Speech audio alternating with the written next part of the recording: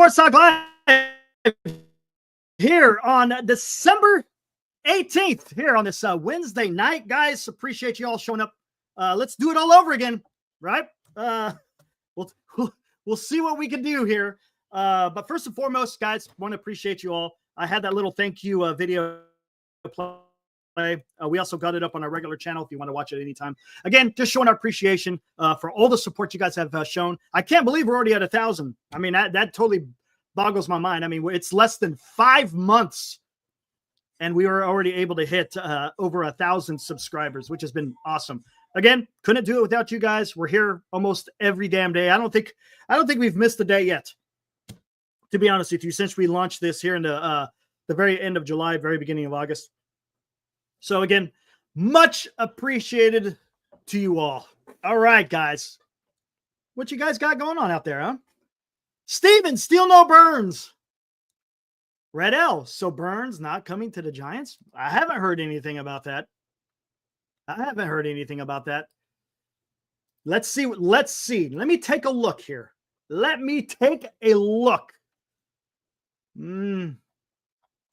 not seeing anything, guys. Not seeing anything. I've seen other stuff, but not that. Not that at all. The silence is insane. Yeah, I know, man. I get it. I understand it. Hey, just trust the process. What's up, Moji? Man, I haven't seen you in a while. Hope you're doing good, dude. Rox, next milestone, 5,000. Hey, you never know, man. You never know. This is going quicker than I ever expected it. It's pretty damn amazing. It's awesome. I just love doing this stuff. It's fun. For me, it's fun. I'm just here to have a good time. That's it. That is the purpose of why I'm here, guys. Hepatitis C. My sources are telling me Farhan is returning to San Francisco. Oh, man. Yeah, William. Christmas is almost upon us, man. It's going by quick, isn't it? Yes, it is. All right. What else we got out there, guys? Not a whole lot of news. I see Mets, they signed a pitcher. What was his name? Canning? They picked up Canning.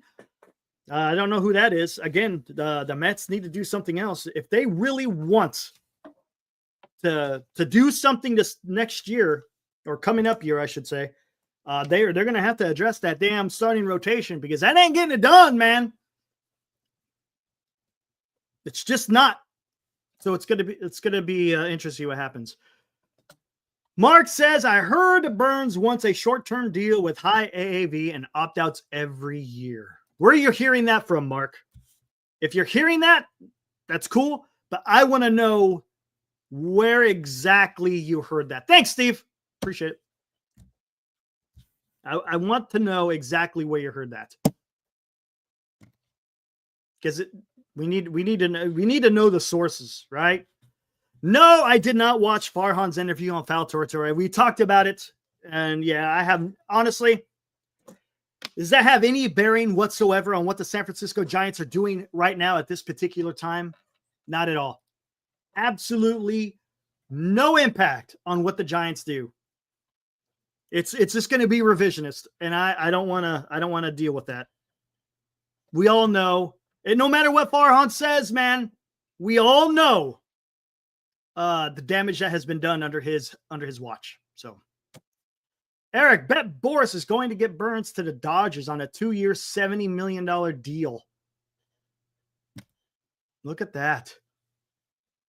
No, I did not see him crapping on Will Clark. We'll have to take a look at that a little bit later. Thanks, Greg. Appreciate it, man. Appreciate that. Hey, there you go. Skaters on Baseball. Guys, if you guys haven't subscribed to Skaters on Baseball, make sure you go do that.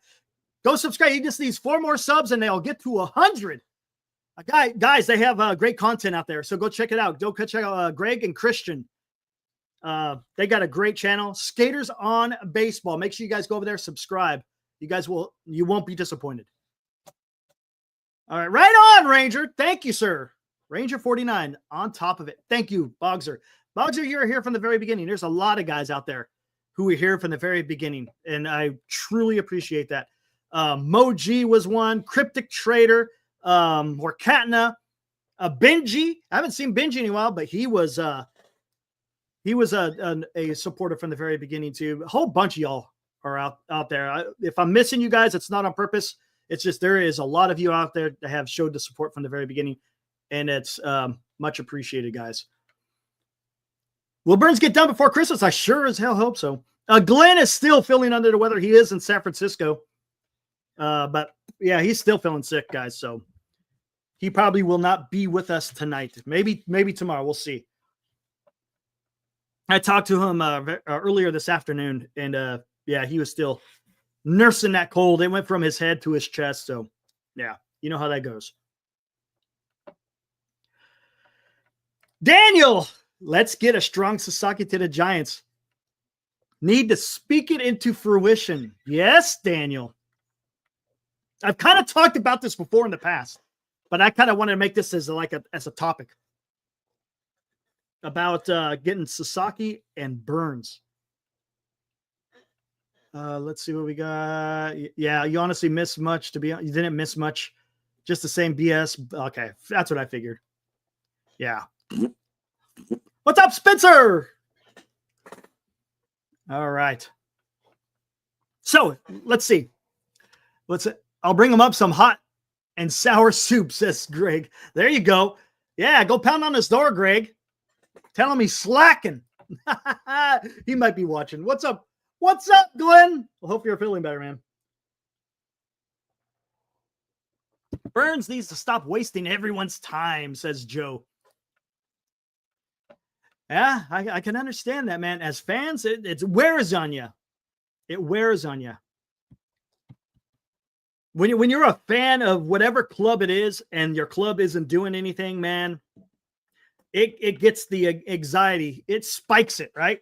It spikes the anxiety like no other. So, yeah, I can understand that. Traffic maybe leave San Francisco. Sucks having a car in the city, says Mo. Huh? I hear you. All right, hey, let's talk about the topic.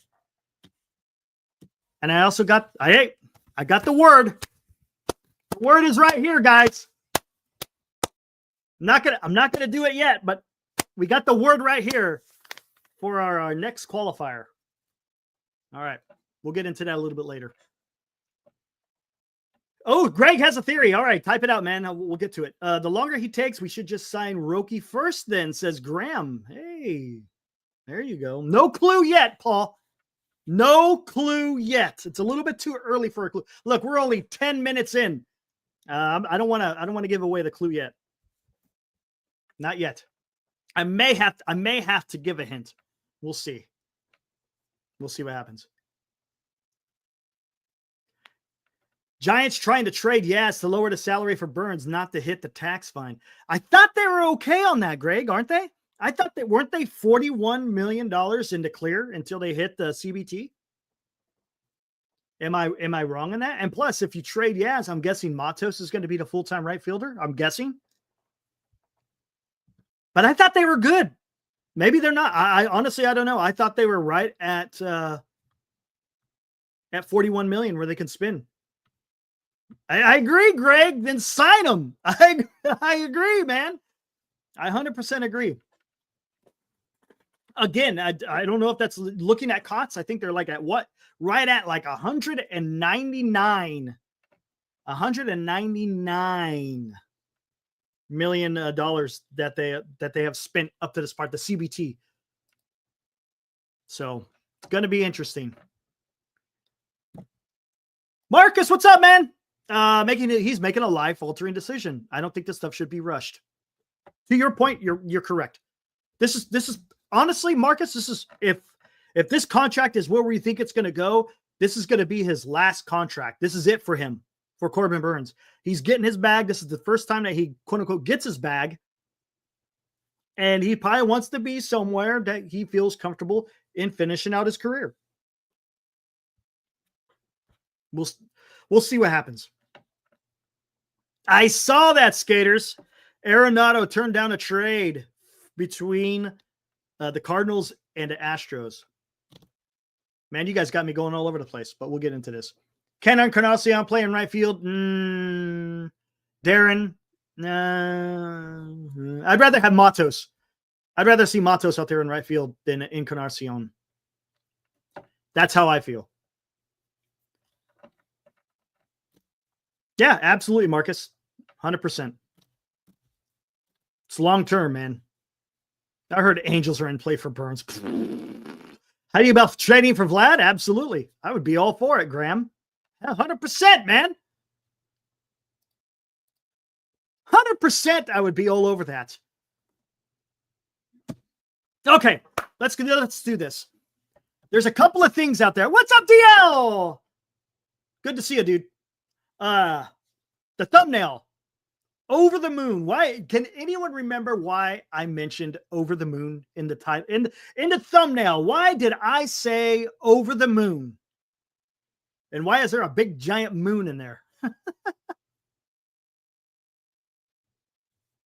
Moji, we do not know. We'll see.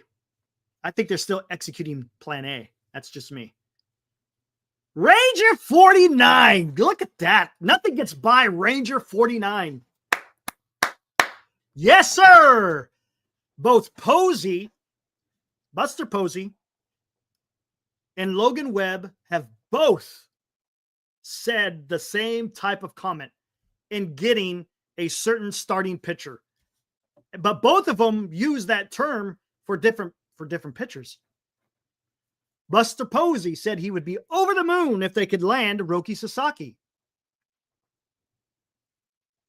Logan Webb said he'd be over the moon if they're able to sign Corbin Burns.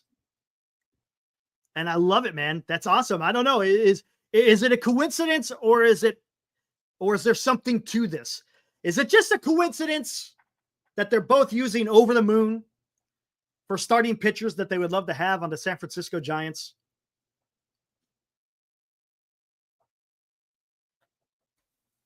Again, is it coincidence? Is there more to this? There's a more to the story, as they say, with comments coming out by both Buster Posey and Logan Webb talking about pitchers, talking about Roki and talking about Burns. Yeah, I know. Oh, shucks, DL. Shucks. They just have to go out there and sign both, right? I agree, Steven. That was wise by Arenado. But let's get more into this, guys. This is the, and I'm going to keep harping on this because I'm just going by what Buster Posey said, and I mentioned it in the description for this live stream. From the very beginning, Buster Posey has said pitching and defense, pitching and defense, pitching and defense. Talked about scratching runs across, then he wants the pitching to keep the team in. He understood what it took for the San Francisco Giants to win 3 World Series in 5 years. And a huge part of that was the pitching, right? We've talked about it before. It wasn't just starting pitching either. It was also the bullpen. You got everyone from Kane to Lincecum to Bumgarner to Jonathan Sanchez, Tim Hudson, Ryan Vogelsong, Barry Zito. Then you had the guys in the bullpen, right? Did I miss I don't think I missed a pitcher there. Sergio Romo, Javier Lopez, Jeremy Affel, Brian Wilson, Santiago Casilla. You had some long guys in there. Remember Guillermo Mota. Who else was in there? Missing somebody. No, maybe I'm not. But again, Buster Posey understood this, and he's been saying this from the very beginning. And it seems like that is going to be the focus. The focus is going to be getting starting pitching to carry this team across the finish lines. George Contos. Yes, forgot about George Contos. Yasmero Petit, red. Thank you. Great pull. Gene Machi. I remember Gene Machi. Yeah. Man, there you go. Yeah, I said Jeremy Affel. Yep. Man, just let's think about it. We had all this pitching.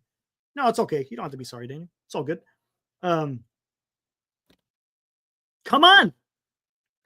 Buster Posey knows what he wants, and I think he's trying to go out there and get it. And let's see again. Let's see if he can land these guys. I love it, man. I freaking love it. If you can have a starting rotation, guys. Pittsburgh Pirates and Andrew McCutchen have agreed to a 1-year, $5 million pending physical. Oh, interesting. Did I just come across? I'm not seeing it on Twitter yet.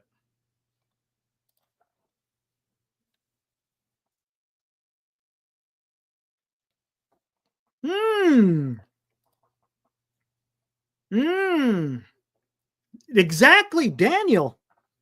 Right? What's up, TC? Right? Come on, man. Daniel. Right? That's what you sell him on. You sell Roki Sasaki. Armand says the report is false. You talking about the McCutchen one? Anyways, you bring up the history of how the Giants won the World Series, and you focus on those starting pitchers. Think about it. Think about it, guys. Corbin Burns, Logan Webb, Roki Sasaki, Robbie Ray, Birdsong, and Harrison.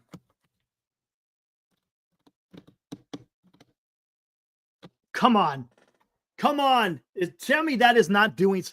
We've talked this. I don't mean to keep repeating myself, but man, I'm going to keep putting it out there because that is something that will win you some damn series right there. Again, barring injury.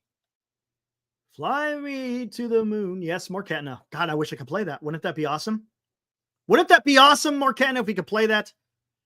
Grab, that's the squad, right? Come on. If you had a staff, what does that just, and the bullpen, yes, Daniel, and our bullpen is good. Nothing needs to be done with the bullpen. Nothing needs to be done with the bullpen.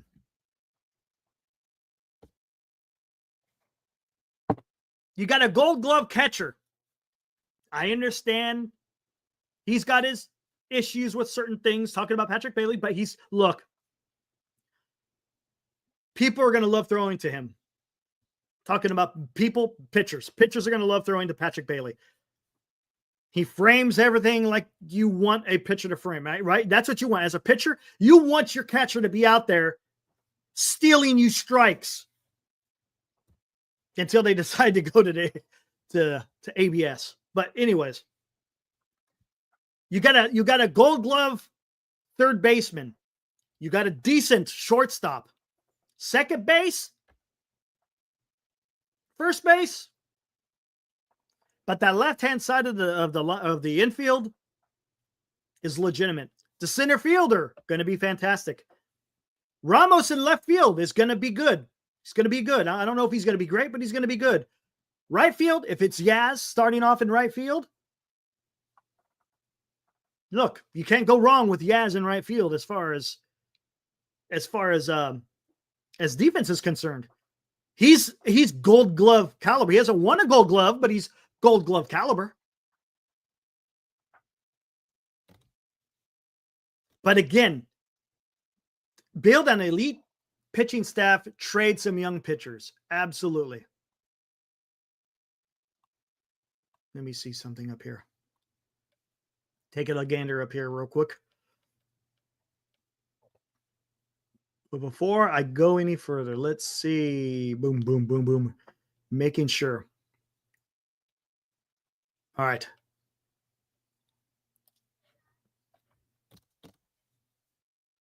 Bring back Polo Ground Dimensions. Astros made a trade today. I know Mets made a trade, right? Wait, was that a trade? Was that Canning guy a trade? I don't know if he was a trade or if it was just a free agent pickup. Problem is, you can't compete in the National League.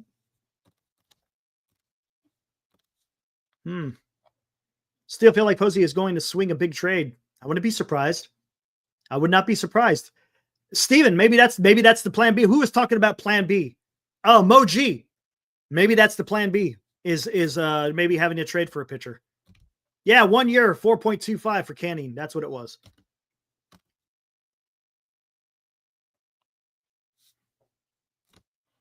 Does that not?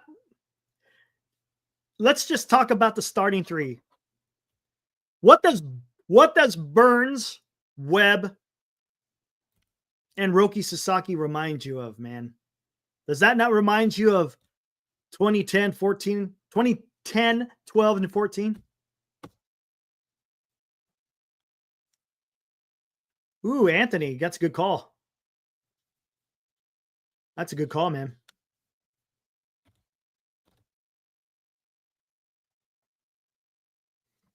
Steven, who are you talking about, man? I'm giving it to Steven. What do you mean? Who are you talking about, Steven?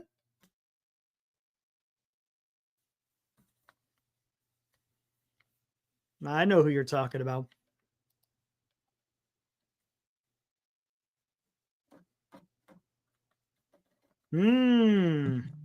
Steven. Wait, what was that? Nothing. Steven.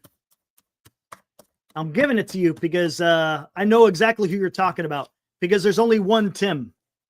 When you're talking San Francisco Giants and you mention Tim, Steven, who are you talking about when you say Tim?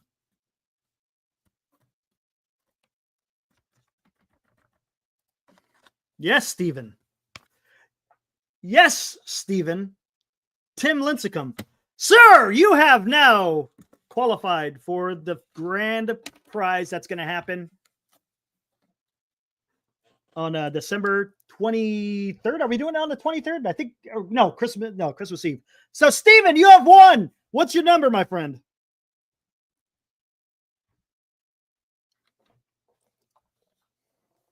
What you got, man? Give me a number. You want the numbers not to pick? Let's see. I'll tell you which ones are not available. How about this? 1, 2, 3, 5, 6, 7,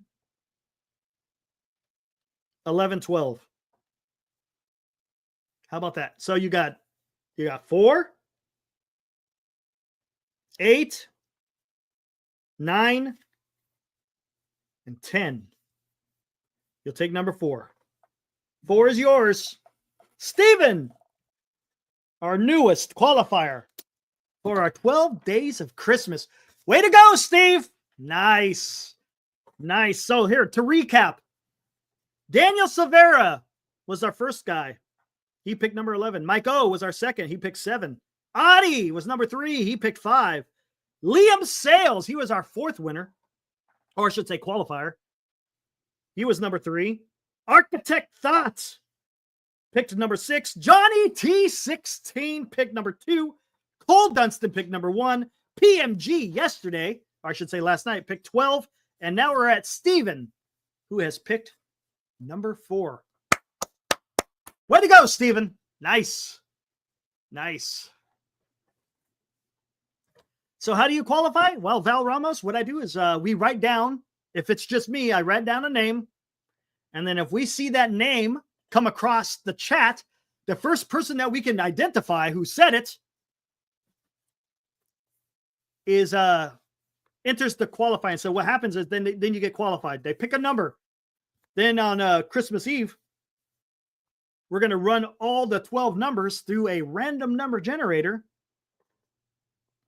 And then whatever number it spits out is the winner. But there's a reason why I said Steve or Tim Lincecum, Steve.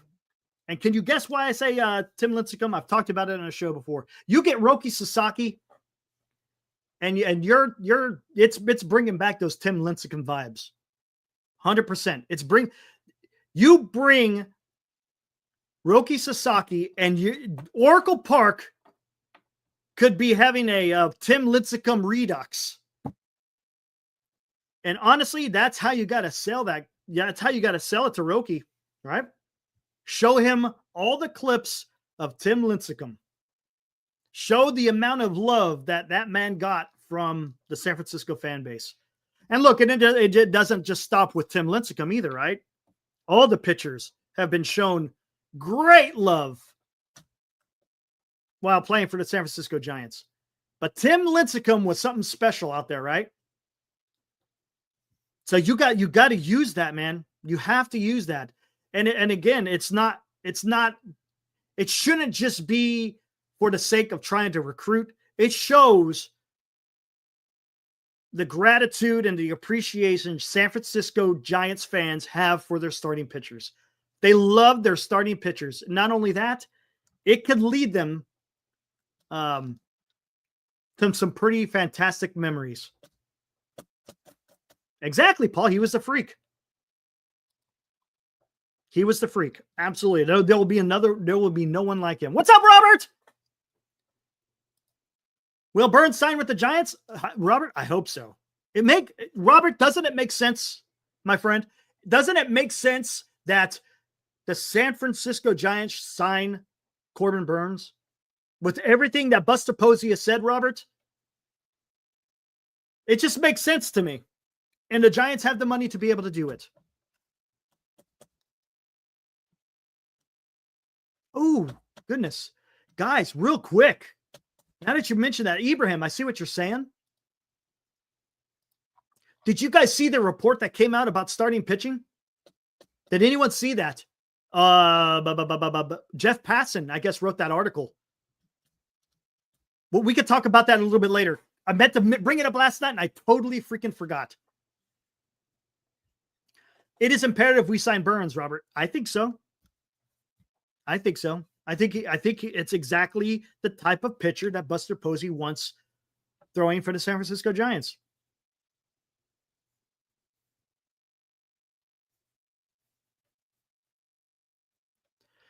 Jim, Eric, if you're into dreaming, sign Burns, Roki, and Alonso on a 3-year deal, DH, and then after I go out for Tucker. You know what I think is going to happen? This is me. Get your pitching this year. Look, you can't get everything done in 1 year. You can't. If you do, man, you have worked some incredible magic. If you're able to get all that done in one off season, whoo, you're man, you're earning your paycheck. How about we do this? Focus on the starting pitching this year. And then next year, you go hard and heavy after Tucker. And you're done. And you're going to be done for a while. You really don't have to do anything else after that point in time. You might have to address the bullpen because I think Taylor Rogers, you probably might have to get another lefty. Who cares? Yaz is gone, but that doesn't matter because you have Tucker. Wade will be gone. That doesn't matter because you have Eldridge. Come on. Look, the one thing that this year could have been magical because I think something happened this year that came totally out of the blue. What do you think was totally out of the blue for this offseason? There was something that happened just recently that no one was expecting, but it happened anyways. What's up, Ocean View? What's up, man? There's one thing in this offseason that came out of nowhere that I don't think teams were really I don't think they were what do you want to say, clued into it. Yes, Paul, long history. I know where you're going with there. Because I think Buster Posey had a plan. And his plan is going to be starting pitching. Not for the Giants, in baseball, just in baseball. Something big happened. I think that threw everyone no, I don't think it was Sasaki. You know what it was? I think it was the Houston Astros trading Kyle Tucker. Because that kind of fell into the lap and for some of these clubs. And if you weren't ready to act on it, well, then guess what? You just missed out. Now, is it a detriment? No, it's not a detriment. Because everyone knows he's going to hit free agency next year. But that came out of nowhere. And I don't think people were prepared. I should say clubs were prepared for that. So I thought that was a unique twist in this year's offseason. Everything else, pretty much tracking. Now, who knows? What's going to be interesting is maybe keep an eye on that whole Vlad Guerrero Jr. in Toronto. Maybe that rears its head. There, I mean, that's possible. But again, I'm going to go back to this. If you focus on the pitching this year, next year you go all in for Tucker. Yeah, he was I think he was going to be a free agent next year, Toby. Talking about Kyle Tucker. But I'm telling you, man, I think that one just kind of took people by surprise, and the Cubs were able to jump on it. Good on them. It would have been nice to see the Giants. Again, the Giants could have got a little bit of a head start, if you will. But you still could go try to get them next year. That's not an issue. So go out there, get your pitching, and see what you can do this year, because you still may be able to get fair. If you're able to get both Sasaki and you get Burns, you're doing something. I'll get to that. Hold on, Robert. I'll get right to you in a minute here. If you have a Burns, Webb, and Sasaki in the top three of your rotation, you're doing something. You probably will make the playoffs. And your hitting will be just maybe enough, just enough. Now, next year, if you can add Kyle Tucker along with Bryce Eldridge, think about that. Think about that. That means you got, as far as lefties, as far as left-handed batters are concerned, because I know a lot of people are talking about left-handed batters. So if you wait till next year, you're going to have Lee, Eldridge, and Tucker. Again, if you could get him next year, that's all predicated on whether you could. That's a pretty damn good lineup, along with Ramos, Adames, Chapman.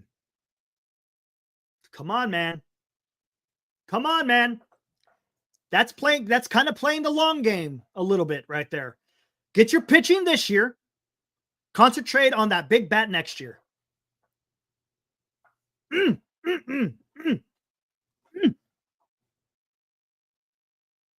Anthony, hold on. Let me see what you said, Anthony. You knew me. Okay, hold on 1 second. Oh, look at you. Here, I'm a mark it and I'll come back to it. I'm going to answer Robert's question first. Robert, how much would I pay for Corbin Burnes? I think he's worth $35 million a year. 7 years, $35 million. That's $245 million. Val, I would rather take Tucker. They're both good players, right? I'm not saying one is better than the other. I just like Tucker because he's a little bit more dynamic. A little bit more dynamic. All right, Robert, $35 million, 7 years, $245 million altogether. I've been saying that from the very beginning. From the very beginning, I am the guy who's been out there saying 7 years, $35 million. That's $245 million. Come on. Come on, man. That gets it done. Corbin Burnes is not worth $40 million. No. Anthony, he is not making more. He's not making more. If he's making more AAV than Blake Snell, then I'd be shocked. I think they want, I honestly don't know particularly. I just hear people talking about opt-outs. I don't know if that's the case or not. I don't know. Does anyone really know?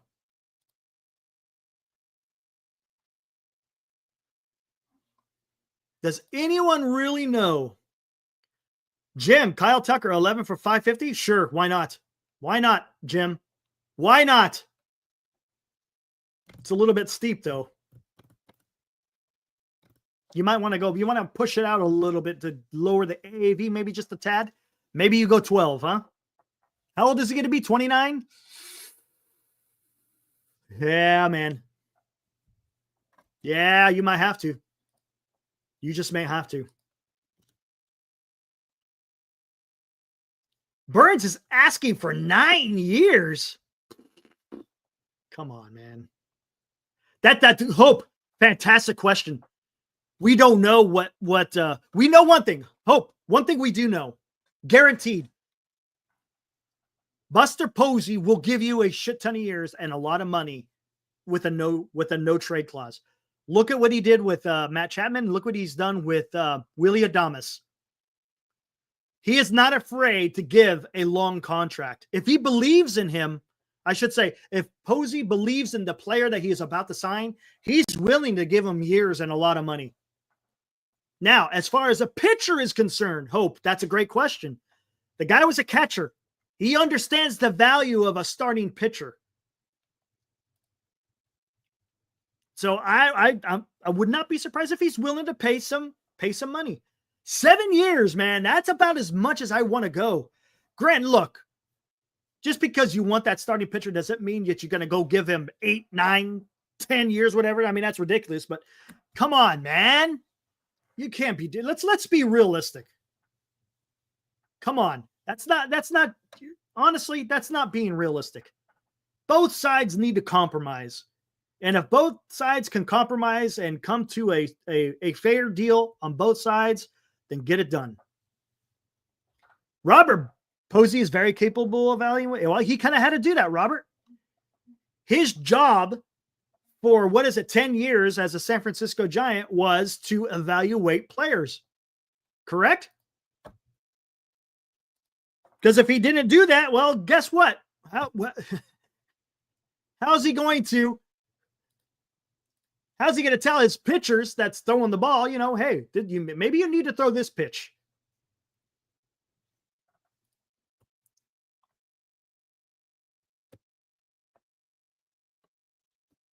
Just saying. All right, let me get back to your comment there, Anthony.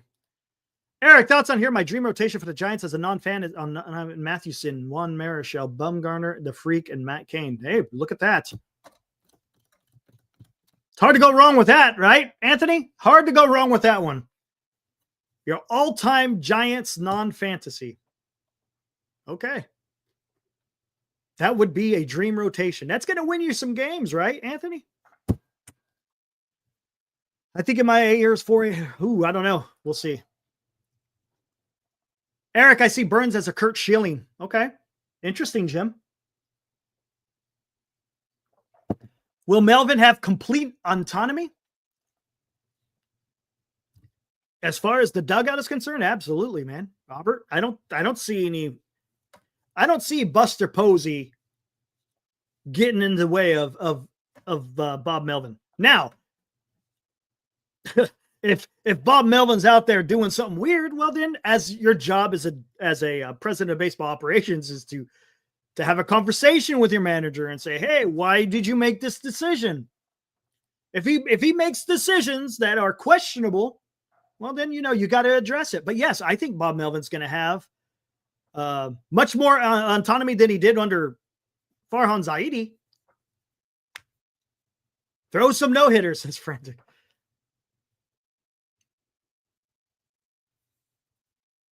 Yeah, exactly, Abraham. Exactly. Remember how long Zito's contract fell until the Rally Zito playoffs? Yeah. I think he signed for 7, but those first 6, pretty bad. Pretty bad. Thank you, Kenneth. Thank you. We're not talking about, this isn't Jamie Moyer, right? Where he's just out there throwing junk. Now, do I think he can have success, 35, 36? Yeah, look, the last 2 years of the contract are going to age badly. It's going to happen. It always happens, man. That's just the nature of the game. You to pay for the good years, you got to also throw in a couple of bad. That's just how it is, man. That is the nature of the game in Major League Baseball. Because all those contracts are guaranteed, you already know that you're going to lose out at the end of that damn contract. Always, always, always.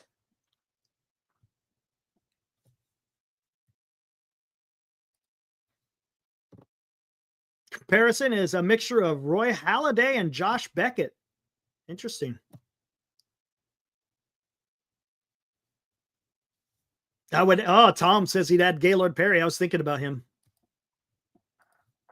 Another good one there. Tom. Zito had no gas. No, he did not. That fastball, man, he still had a curve, but you can't throw that curve every damn. You can't throw that curveball every single time.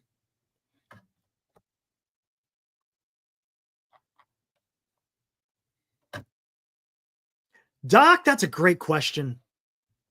That's a great question. I don't know, man. It seems to me that I think Buster Posey might be opposed to that. Yeah, Vogie was awesome. I don't know, Doc. That's a great question. I don't know if he is for or against opt-outs. I don't think he wants an opt-out after 2 or 3 years. But then what's the point after that, right? Look, if Buster Posey has faith in you and he's giving you years and a lot of money, why would you want to pass that up? Again, we don't know the years and we don't know the money. We're just going to have to wait until that damn shoe drops, so to speak. Yeah, 7 years is questionable. Yeah, Johnny, I know. I'm the same way. Look, the first 5 years are going to be good. The last 2.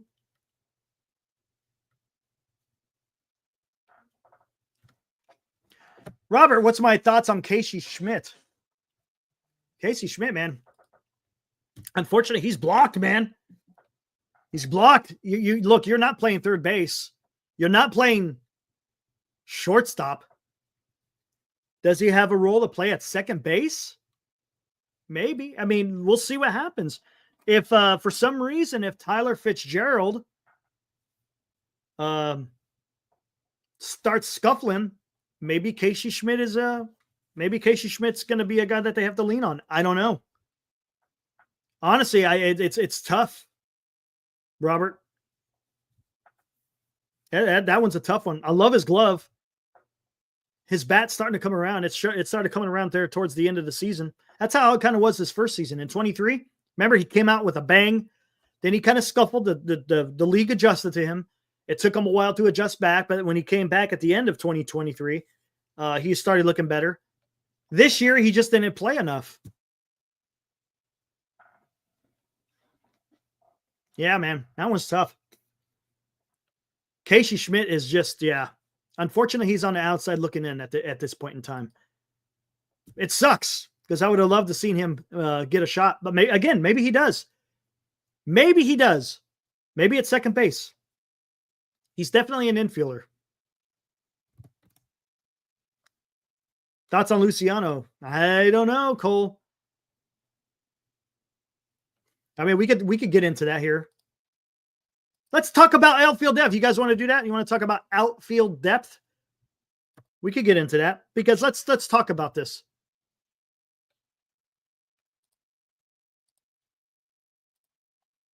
We already know Ramos and Lee. They got it locked down.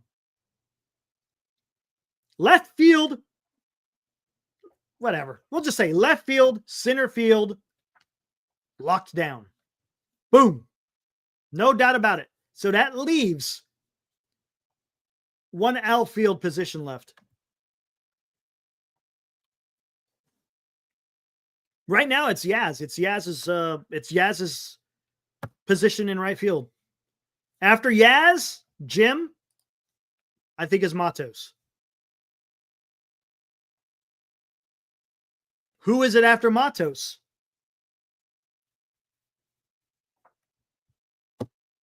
McRae? McRae, right? McRae would be after Matos. Who would be after McRae? I don't think we could even get that far yet. Maybe it's I know you got Rainer Arias out there. I think Dakota Hudson is another guy that's out there. Giants have a lot of outfield depth. Now, when I mean by depth, I'm not talking about MLB depth. Or Luciano. Can you even say Luciano is an outfielder right now? He's not. Luciano is positionless. As of today, December 18th, Luciano has no position whatsoever. He's not a shortstop. He's not a second baseman. He's not a first baseman. And he's not an outfielder right now. I don't know what Luciano's role is on the team at this particular time. I just don't know.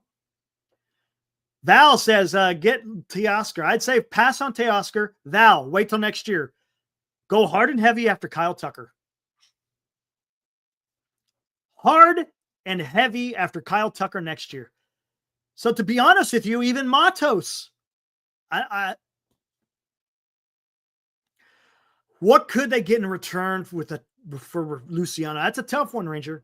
I don't know, because I don't know how the rest of the league values this guy. I feel bad for the kid. I feel bad. He's been working in the outfield this season, you said, Senior? Talking about, I'm guessing you're talking about Luciano on a 1-year deal? Ooh, wow. You think he'll do that on a 1-year? Eric, Tucker and Vladdy. What's up, C. Davis? Let's talk about this. Look. Let's listen. Let's talk about this. I've already talked about this. Let's not worry about the bat this year. Look, if you could swing for a trade or something, okay, that's fine. I think Fitzgerald could play the outfield occasionally. He can. He could be your super utility guy. Yeah, that is true. Fitzgerald could do that. But I think, look, you know what I'd rather do, Robert? If he's going to be an infielder, let him play the infield. If he's going to be an outfielder, let him play an outfield. Let's not get too fancy.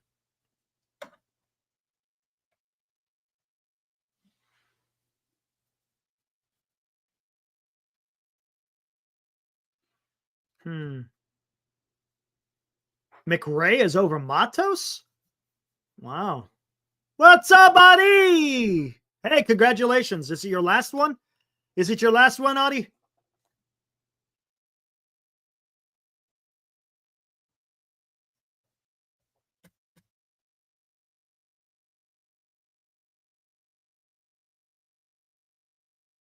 Oh, absolutely, Eric. Yeah, they both make more. Both of them combined. My God, man. Vladdy's probably going to get about 600. Tucker, probably in 500. You're talking 1.1 billion. $1.1 billion. Yeah, exactly, Ibrahim. We're talking 1.1. That's saying 600 and 500. It could easily go above that. Let's talk about this, guys. Come on. Let's worry about the starting pitching this year. Tucker's 29. So, yeah, I still think he garners around 500. No, Val?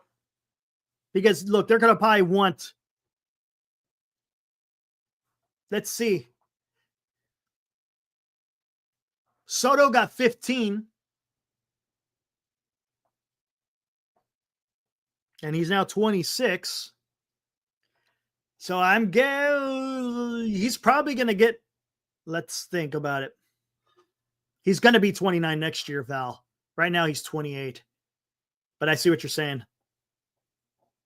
Yeah, he's probably going to get at least 10 years, right? Vladdy is younger and he's going to cost more. But you don't need Vladdy because you got Eldridge at first base. Do you hear what I'm saying? You need an outfielder. I think the need is the outfielder for next year rather than a first baseman. Now, am I going to say no to Vlad? No, you can figure something out. I mean, if you get Vlad, you get Vlad. You can, hey, figure that one out. But I think I'd rather have Tucker.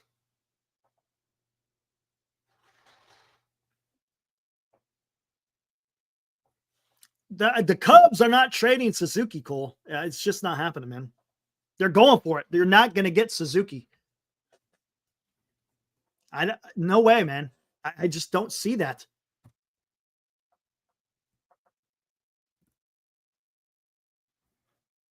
Let's think about this.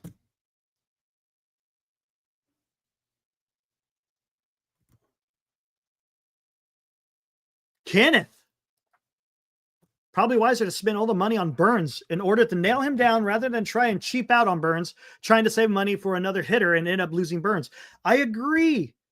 It's okay. Get the pitching this year. Get the pitching this year. Next year, go and give the full court press on Kyle Tucker. Come on. I know it's asking for a lot, but if you put together an amazing starting staff, you may attract someone like Kyle Tucker that wants to come here.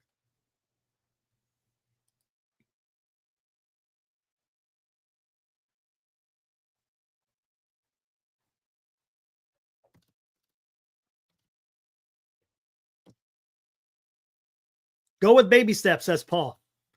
That's right. I mean, and look, when we're talking about baby steps, it's not like the Giants are going cheap. Okay. Right, Paul? Let me clarify this. Just because you're taking baby steps doesn't mean you're being cheap. You're just taking things in stride. You got to understand this year, you get your starting pitching. Next year, you go get your bat. It does not mean that you're not being cheap. It just means you have a plan.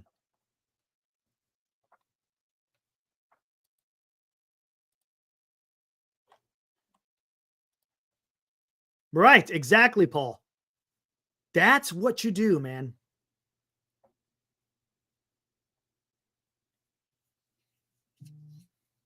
I'm just thinking about this. You get your starting rotation set up just like I got. We're over the moon. Let's say 2025, San Francisco Giants are over the moon. And what do I mean by the Giants being over the moon?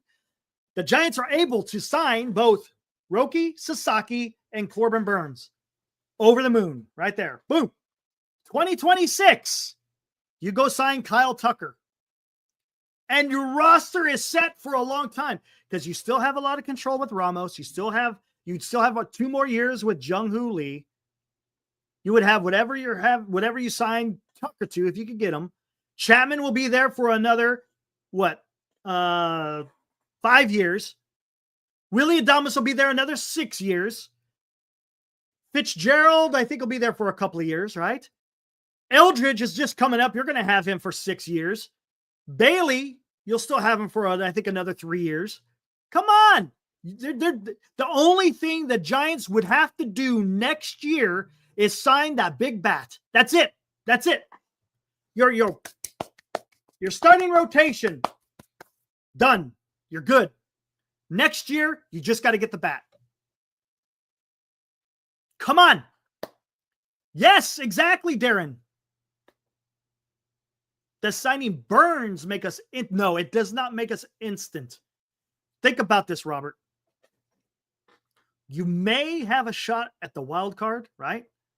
But last year, you had Snell. Now, the good thing is, I don't see Corbin Burns having a first half like Snell's first half of last year.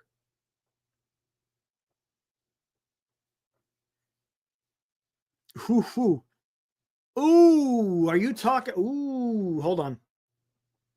I see something.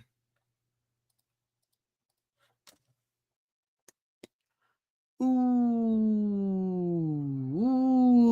I see. Ooh.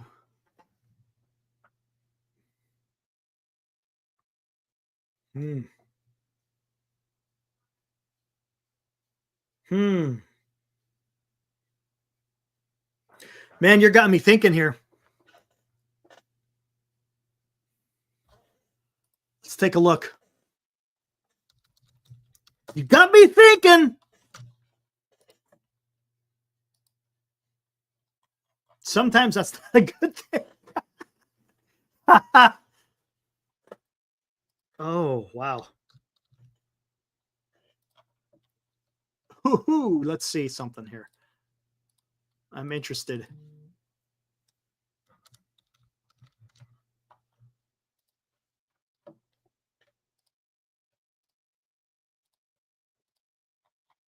Oh, man. Let's see what this looks like.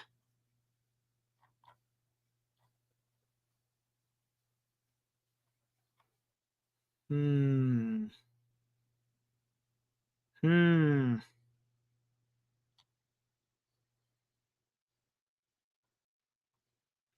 Hmm. Interesting.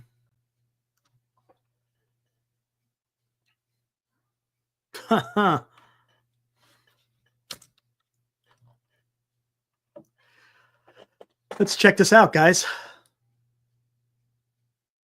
Yeah, let's keep it right there. That should be good. Got me going here.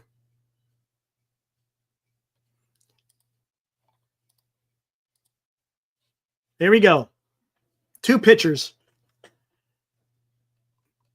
Try to ignore the green because it's pretty damn close. Games a little bit more over here. Games, what was that? Game started, right? Innings pitched. Difference of what? About 67? No, I'm sorry, 57? 47. What am I talking about? 47. Wins, loss, don't care. ERA 3.0, 2.9. ERA plus 138, 132. Strikeouts. This guy's a strikeout pitcher. Look at the K rate. K rate's pretty damn good. Base on balls, walks a little bit up high here, a little bit better there. But would you take either pitcher? Would you take either of those pitchers? What say you, chat? Would you guys take either of those pitchers?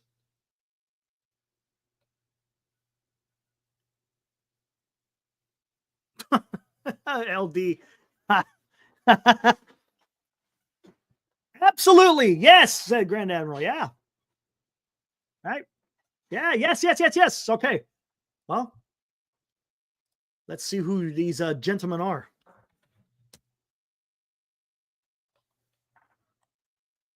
There you go. There you go. Framber Valdez and Corbin Burns.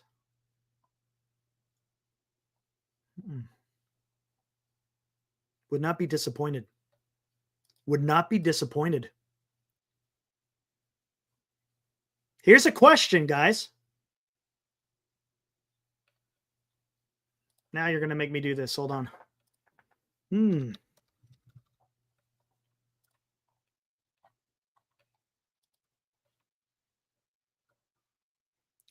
Okay, Framber is 31. 31. Take a look at his numbers real quick. This guy's an innings eater, by the way, guys. In 2022, he had 201 innings pitched. 23, 198 innings pitched. Last year, 176.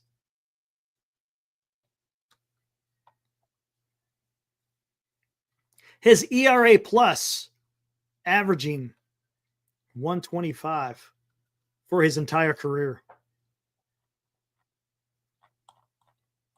Is he a ground ball? Holy shit. Dude, this dude is okay, he's not a strikeout guy by any stretch of the imagination. Framber Valdez hit over his 7 years of major league experience. His ground ball rate is 62%. You heard that right. 62%. ERA plus. Hope what that does is it takes in consideration the ballpark. The way they look at it is if you're a pitcher at 100, if your ERA plus is a 100, you're an average player. Anything above 100, you're that much better. So the higher the ERA plus, the better pitcher that you are as far as earned runs are concerned. But yes, a career ground ball rate of 62% for Framber. So here's a question. Maybe the Giants can do that. Would you trade? You bet, Hope. Would you trade for Framber Valdez rather than trying to go after Corbin Burns? And then offering Framber a long-term deal that would probably be cheaper than Corbin Burns. Yeah, Framber tried to hit a fly ball off me, Valdez. Get both. Get Burns and Framber. But what if Roki Sasaki is in the picture? You get him too? You want to get Roki as well? He doesn't cost you nothing. Holy shit, dude. A rotation? Come on. Oh, now you guys are worse than me, man. You say I'm a dreamer. You guys are bad. You guys don't know what you're talking about. Burns, Framber, Webb, Sasaki, Ray, and then what do you do with Harrison and I don't think they're going to trade for Framber, though, guys. I just don't see it.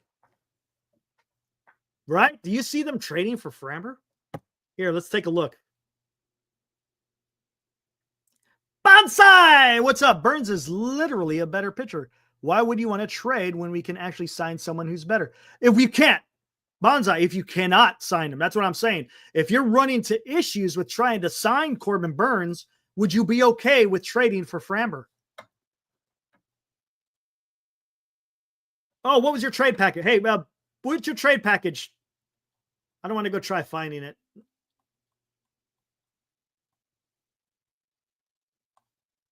Yeah, just put it in there. I don't want to try to freaking go spinning forever trying to find it. You see what I'm getting, Bonsai? Right? If you're having issues trying to sign Corbin Burns, wow, I don't want Walker double TJ Bueller.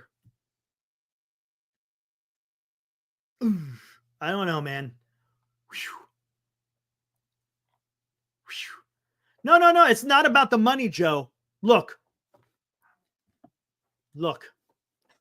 I'm all for the Giants, and I'm on record. The Giants need to spend more, but there is such thing as paying too much. Come on. If Corbin Burns is out there asking for something ridiculous, well, then you shouldn't be paying ridiculous. Look, pay a fair freaking contract between both parties. What's wrong with that? One team should not have to suffer while another. Dylan Cease, I don't know. You think the Padres will actually trade with the Giants at this particular time? I don't know, Bonsai. I think you have a better luck trading for Framber than trying to get Dylan Cease. But Sasaki, that's what I'm saying. Sasaki is still out there. Look, there's so many different ways that this can go. So many different ways. That's what's so fun about this, guys. Marcus Stroman. Oh God, no. Look, I want the Giants to go big. I just don't want look, Bonsai, I don't want to go the Farhan route. You go the Farhan route and you're gonna lose a lot of games. No way. If you're gonna get a pitcher, you get someone bona fide.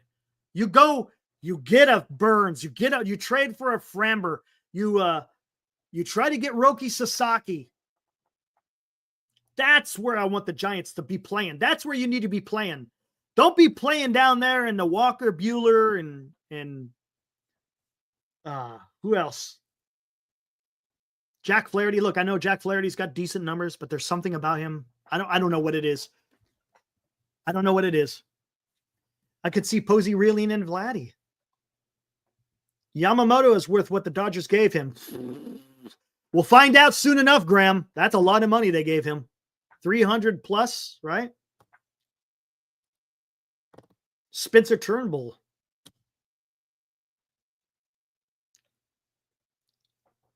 Really? Mm-hmm.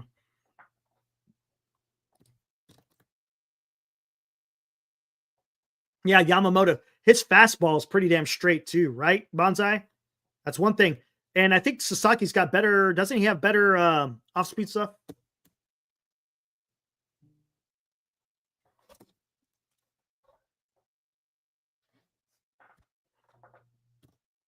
Is Vladdy a good? He won a Gold Glove. Rocks back in 23, right? 22. Sorry, I think it was 22.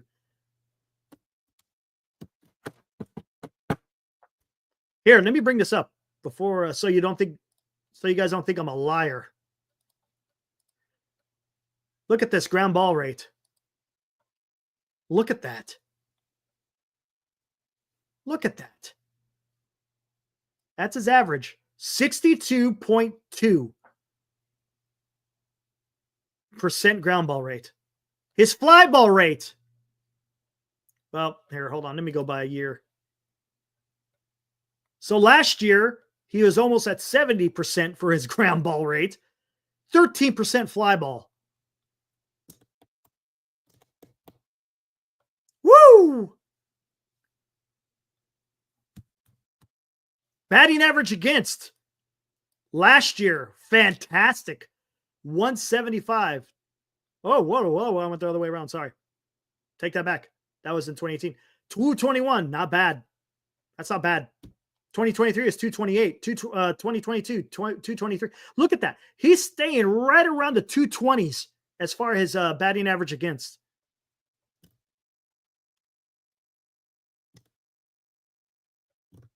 Exit velocity, only 89, averaging 89 off the bat. 91, a little bit more on 89 back in 2022. Averaging only 90 miles per hour, the batted ball off a pitch of his. That's pretty damn good, man. Again, is that possible? I don't know, guys. I don't know. I don't know if that's in the realm of possibility. I think, if I'm not mistaken, I think the Astros said they were probably going to keep him. You coming to the Sacramento for a Giants versus A's? I don't know, PK. Maybe.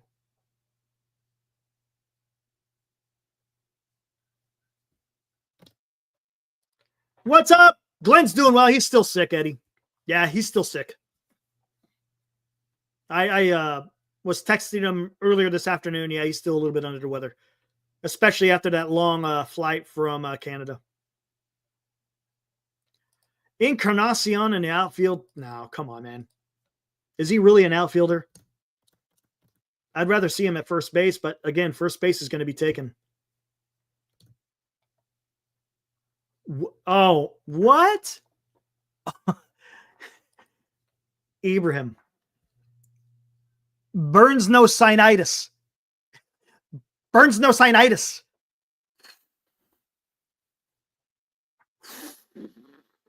Burn signs no itis. Burn no signs itis. Burn no signs itis. Oh, man. Here we go. Release the Kraken. Someone mentioned Alonso. Anyways, there you go. That's Framber Valdez. That's his numbers, man. Holy crap. Guy's pretty freaking good. The guy's pretty good. I'm surprised they wanted to trade him. I didn't understand it, guys. But hey, it is what it is. I definitely want Burns more, though, says Grand. Yeah, absolutely.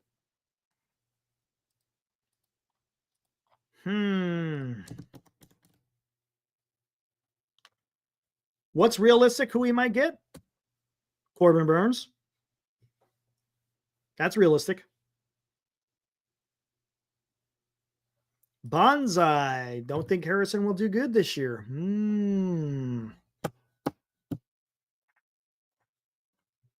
I have been saying maybe we should trade him while his value is still fairly high. I don't know. We'll see what happens. We'll see what happens, Bonsai.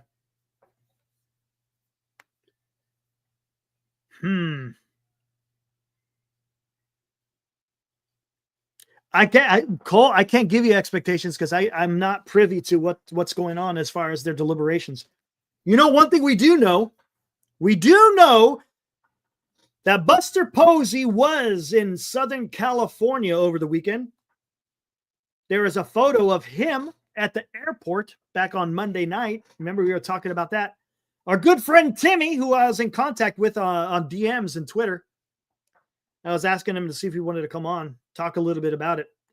Again, not necessarily any kind of details, but hey, He broke some news that everybody has been itching for. Some Giants news on what the Giants may or may not be doing, right? So we know Buster Posey's been busy. So look, just because nothing is happening on the Corbin Burns front doesn't mean that Buster Posey is just sitting around waiting. They're out there working, man. They're getting shit done. And unfortunately, it's just not time to announce a deal with Corbin yet. Wish it was.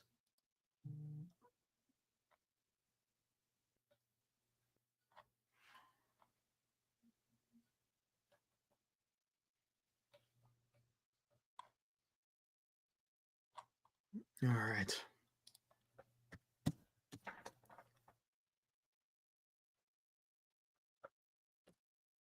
Senior, Harrison's a special talent. Yeah, he just needs to work on some things, right? He needs us to work on some things.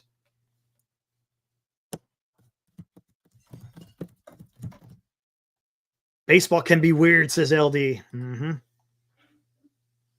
Yeah, Bonsai, we talked about it. Matter of fact, if you look back a couple of shows ago, we talked about that. That's one of the reasons why I made this the thumbnail. We talked about what to add to that on the same day, Bonsai. Susan Slusser came out and said that money is no object, supposedly, for the San Francisco Giants and ownership. Adames talked about giving a call to Corbin Burns. Look.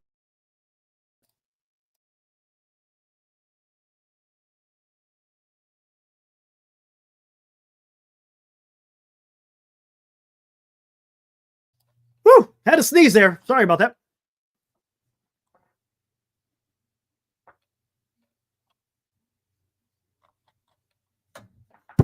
That is what makes baseball so great. The unpredictability of it, right, Paul? It's a lot of fun, man.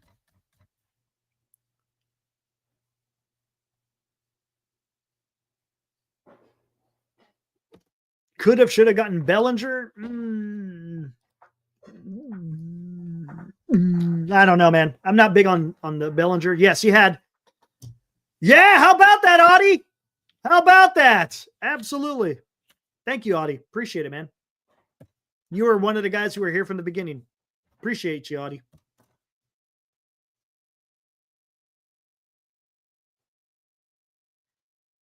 Exactly, Paul. One day you're the GOAT, and not in a good way. And the next day you could be a hero.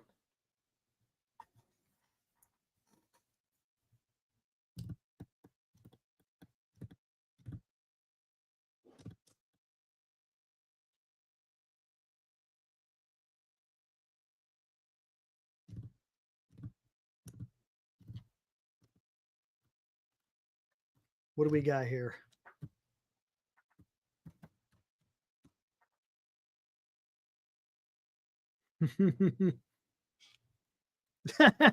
Roku. Oh, man. He does not like Chapman.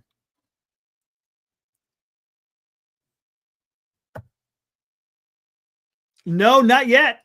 Matter of fact, Johnny, got to talk to Glenn about that. Got to talk to Glenn about that one. Again, he's been out of order for the last couple of days, but yeah, absolutely.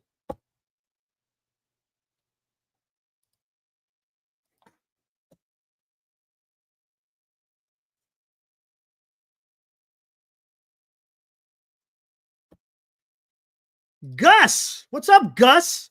The next Giant signing will be 2 players. Okay, cool. Which 2 players, Gus?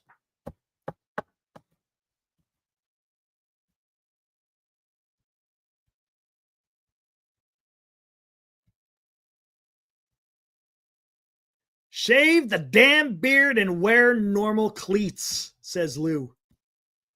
Lou is old school. Look at that.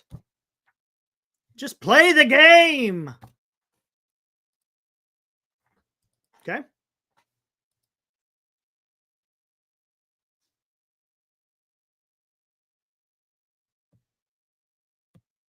I'm not going to discuss any lineups yet until the roster is all complete and done with.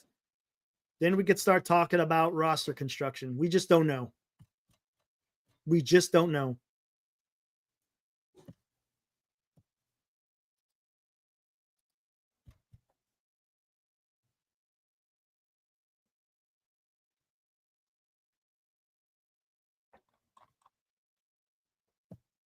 No, I'm getting at, Cole. I want to see what the team looks like before we start talking about rosters.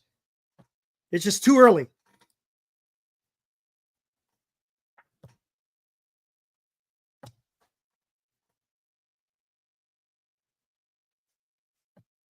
Yes, someone qualified. Steven qualified tonight, Cole.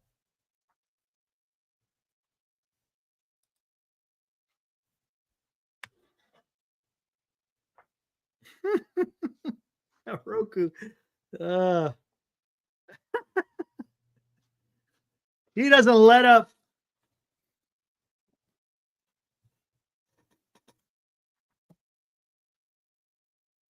Hey, he's the manager. He could talk about it all he wants, man. That's cool. That's his job, right? I'm sure he's already figuring some stuff out.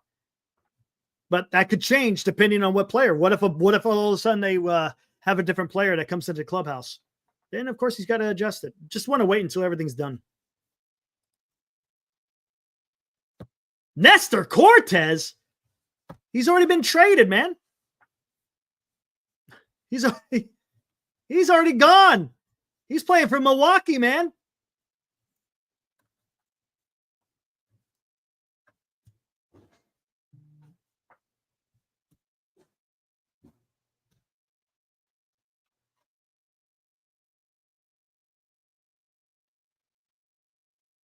Minus he's already gone though, Bonsai. He got traded to the Brewers. He was part of the whole what do you call it? Devin Williams trade.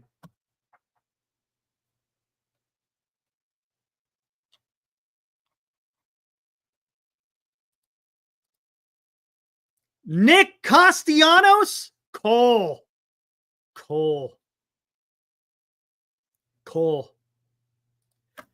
You say something like that again, I'm taking your name off the list. Good God, Cole. You say something that again, you're out of here, dude. Good God, man.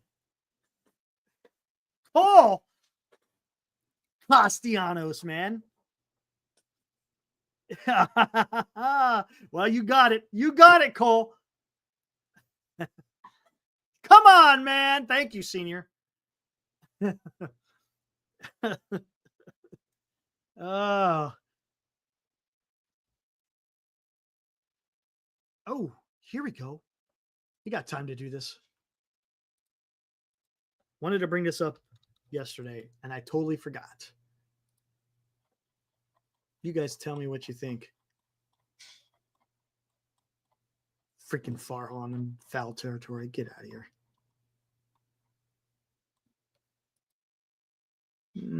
Interesting. What's up, Jim Everett? Dude, haven't seen you in a while. Man, you were here from the very beginning too. What's up, dude? How you been? Haven't seen you in a long ass time, man. What have you been up to?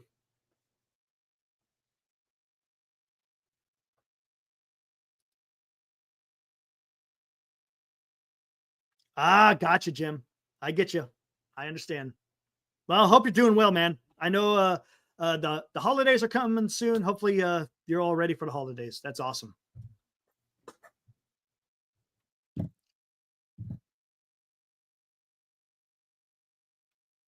All right, let's put this up.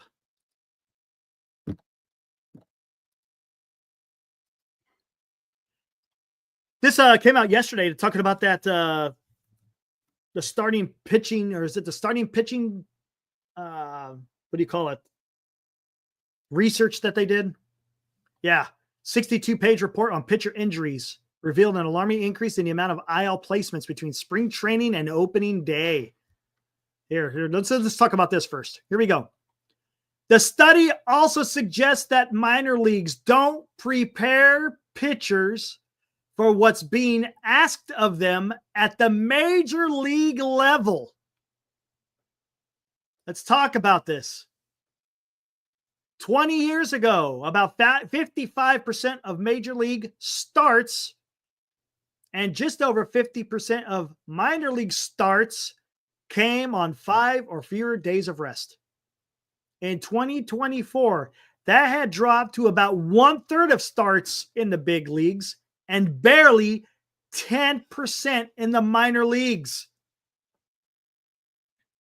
The same trend applies to relief pitchers.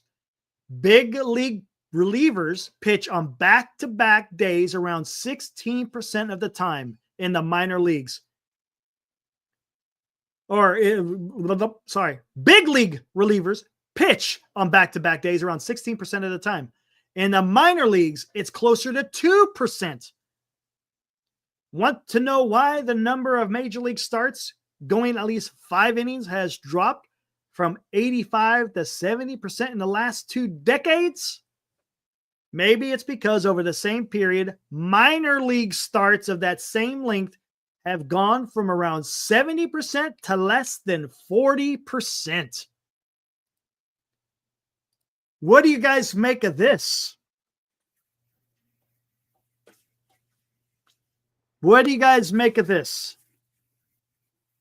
Why are the minor leagues not preparing pitchers for the major leagues? We witnessed a little bit of this, right? With the San Francisco Giants.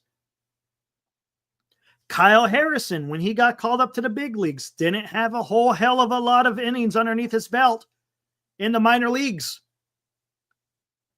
Hayden Birdsong, same predicament. He had a little bit more, but again, probably not enough.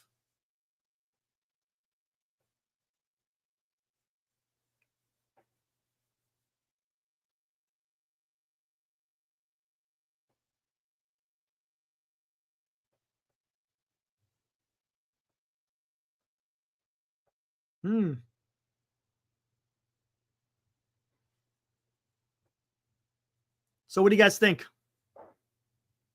Maybe in pitchers, maybe because of money. I don't know. I don't know, guys. It's a little bit weird. It's a little bit weird. I don't know why they're doing this. Whisenhunt needs more time in AAA, man.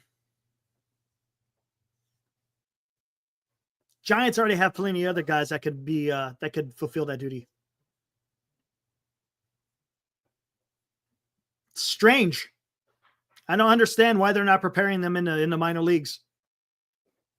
Set them up for success rather than setting them up for failure. So when they get to the big leagues, you ain't got to worry about that.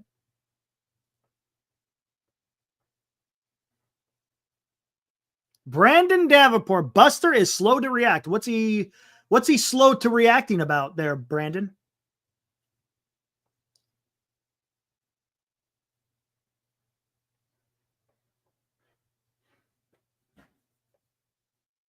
I know, Johnny.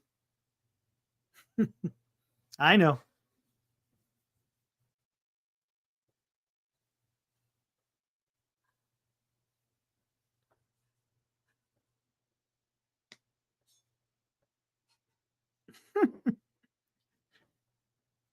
You guys, man. Yeah, I'm pretty sure Will Clark's going to respond to what Farhan had to say. Hold on. Hold on. Buster Posey is not being aggressive in signing pitchers. Oh, and how do you know this, Brandon? You come out and said it. I want to hear it from you. Why do you think that he's not being aggressive?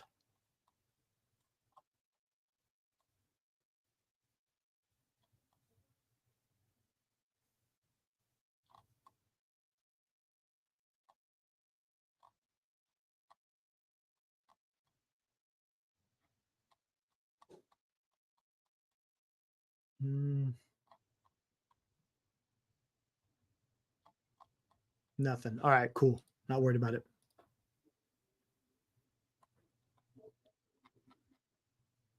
Are you saying he's not being aggressive because he hasn't signed anyone yet? Is that what you're trying to say? Yes, Rocks. We know about that. What's up, Shardall?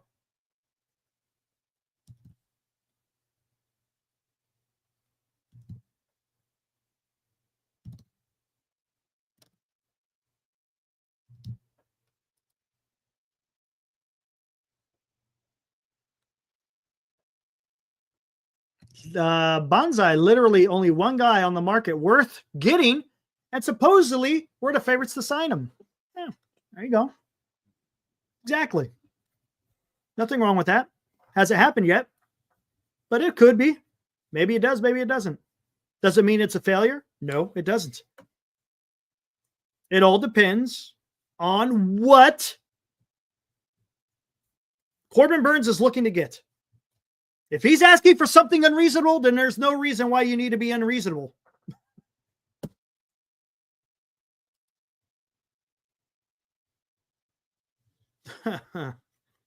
Yeah.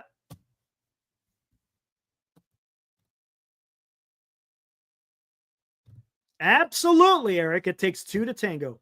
You people just can't go out there and automatically think because you want that guy that you automatically get him. That's not how it works. Very good, Eric.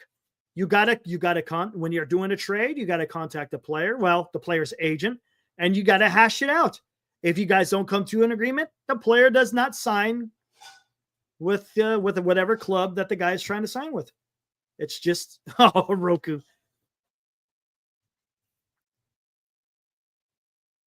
Michael Lavelle. What's up, Mike? Or I should say Lovell, right? Buster is a lot like Sabian in that they both keep stuff close to their vests. I like it. Michael. No one, hey, Mike, how many people saw Willie Adames signing with the San Francisco Giants? Who saw that one? Who predicted that one coming true, huh? Not a whole lot of people. No one saw that coming. There was no rumors. There was no innuendo. There was nothing. There was nothing out there. And all of a sudden, as I'm sitting here on the show, boom, there it is. Actually, no, I wasn't on the show. It was in the afternoon. Sitting at home, boom, all of a sudden, there it comes across a tweet. San Francisco Giants are in agreement with Willie Adames. No one saw it coming. Again, that's how Buster Posey is playing this, which is fantastic. I like it. Just because you're not hearing nothing doesn't mean jack shit, man. It means absolutely nothing. All that matters in the end that they sign. Everything in the middle doesn't mean nothing.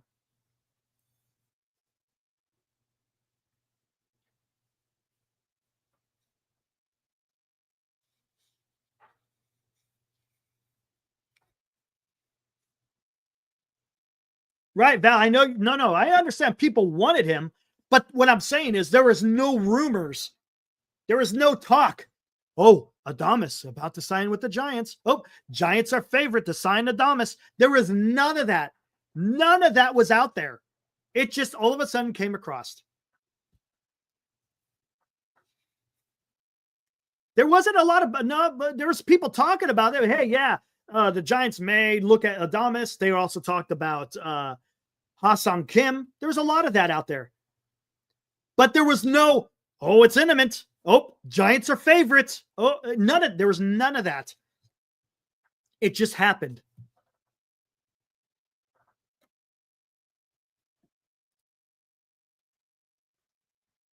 So let's see what happens with the starting pitching. There's a reason why Blake Snell was not signed by the Giants. The Giants did not want Blake Snell. Period. They didn't. If they did, they would have been into negotiating and trying to get him. I think the target all along has probably been Corbin Burnes, which is why he is still out there, because they're hashing it out. He's the last pitcher. I mean, don't get me wrong. You got Bueller and you got Flaherty out there. Maybe you could swing a trade.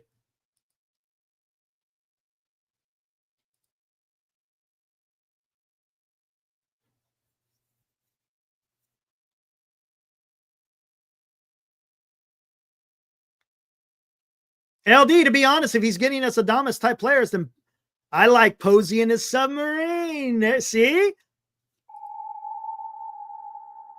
See? I told you there was something to this. Remember, LD? Before all this. No panic. Remember this show? Remember this thumbnail that I did a show out there? I also had another one. Don't throw in the towel. There's a reason. There's a reason why Buster Posey is staying in the depths. That's why he's the captain of the USS San Francisco Giants. There's a process going on out there, guys. Believe in the process. Believe in the process until it's time to not believe in the process. Just let's see what he does, and then we can make judgment. Right now, Posey is doing a pretty damn good job. Oh, absolutely, Bogser. It's not for the faint-hearted, that's for sure.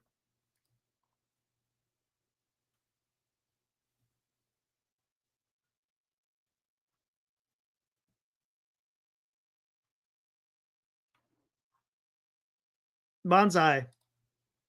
Like what Adama said, Buster spoke to him directly, and Adama said yes.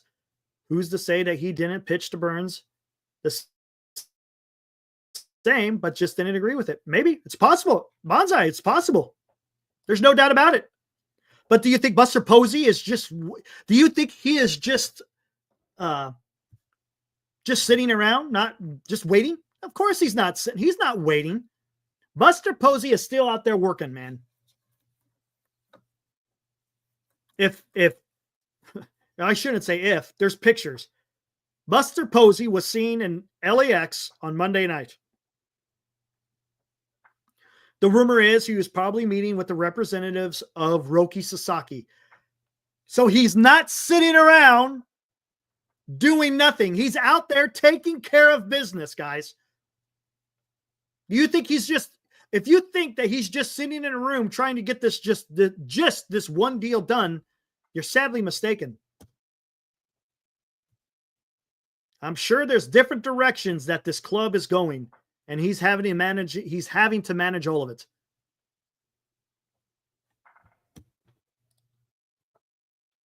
All right, it's coffee time, guys. Let me heat this up.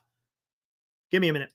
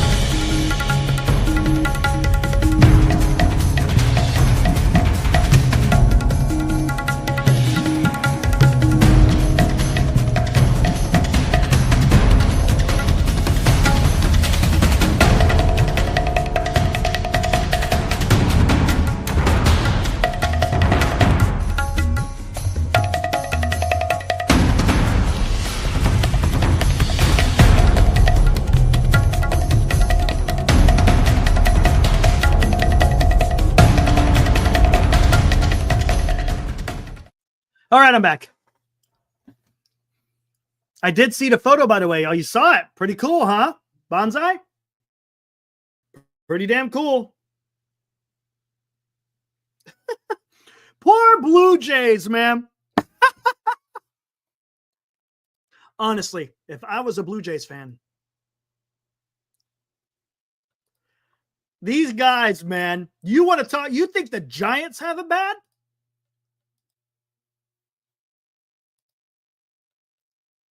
Blue Jays had shown interest in Cody Bellinger. They've showed interest in Juan Soto. They've shown interest in Corbin Burns. They've showed interest in Cody Bellinger. There was someone else they showed interest in, and I can't remember who else. God, that's got to suck, man. Being a Blue Jays fan right now, Man, I feel for y'all. San Francisco Giants fans can relate. San Francisco Giants fans can relate to Blue Jays fans at this particular time. I mean, come on, man. Woo! Wee! Woo! Oh, that's tough. That's tough. And then let's not forget, they lowballed Vlad Jr. for an extension. Get out of here with that. Get out. Dodger boy, what's up, dude? How's it going, man? The Kings of second place, Dilly says. Yeah.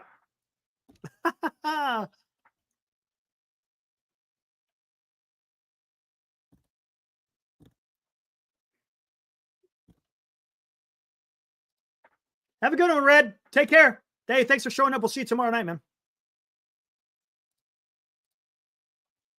Oh, Lou, smart. Yeah. They did lose Chapman to San Francisco. You are correct on that, Lou. I forgot all about that.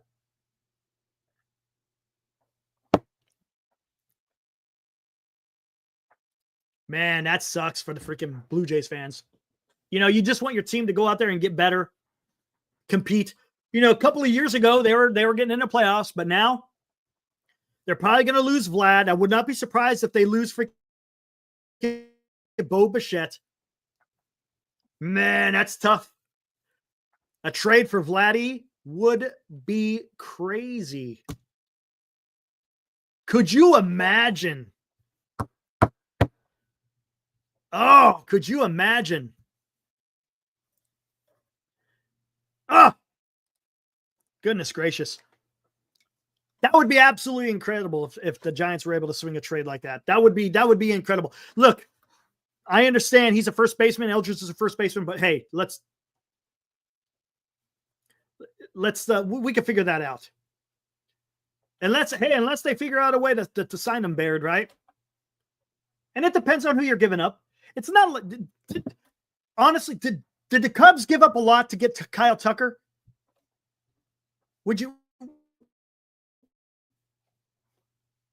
If you're in the Giants and you had those players to get Kyle Tucker, would you be disappointed? Hildrich is an Enola Gay.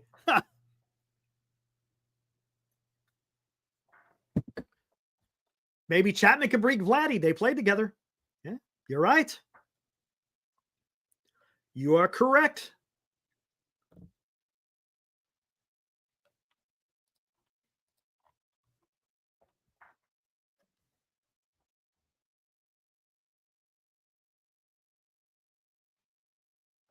Heckmo. They ain't trading with us if we steal Burns. Are we really stealing Burns? All right, LD, have a good one, man. Appreciate it. Thank you for the support, LD. We'll see you tomorrow night, all right? Have a big day tomorrow. All right, cool, man. Well, whatever it is, good luck. Awesome. Cubs gave up a penny and a nickel. That's what I'm saying, Bonsai. What's up, Taryn? That's what I'm saying, Bonsai. Would you be okay if the Giants just gave up a few pieces to have 1 year of Vladdy? I don't know. I mean, if the Astros can give up Tucker, the Blue Jays can give up Vlad. But the question is, would the Blue Jays do the same thing the Astros have done? Doing good. How about you? I'm not doing pretty good, Dodger boy. I want some more news as well, man. I'm in the same boat. This whole free agency's got to get they got to get a thaw on or something, man. We're in a deep freeze, man.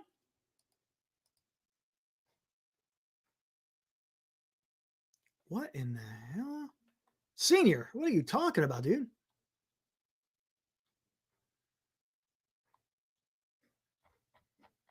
What in the hell?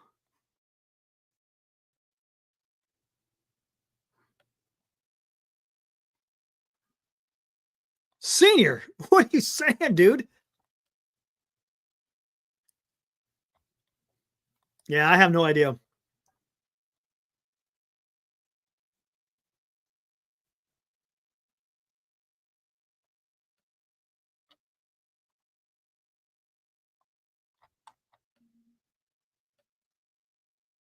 99 days until opening day.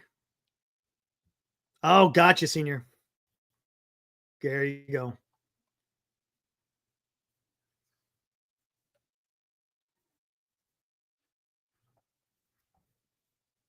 Heck, hold on 1 second.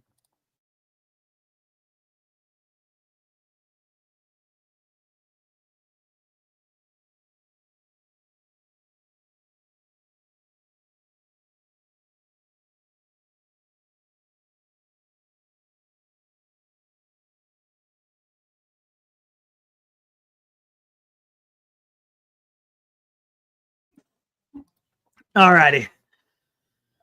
Let's see what we got. Get rid of Duval? I don't know. I saw them talking. They were talking pretty high on Duval earlier today. I don't know. We'll see. Only 1 week until Christmas. I know, Dilly. I know, man.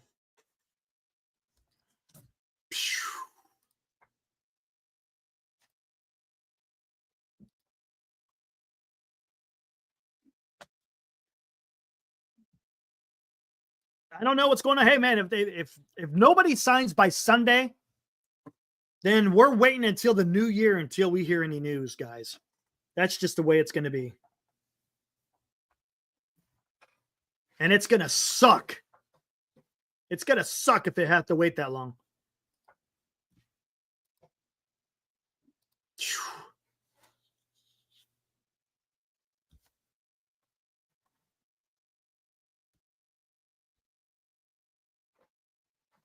That's fair, George. That's fair.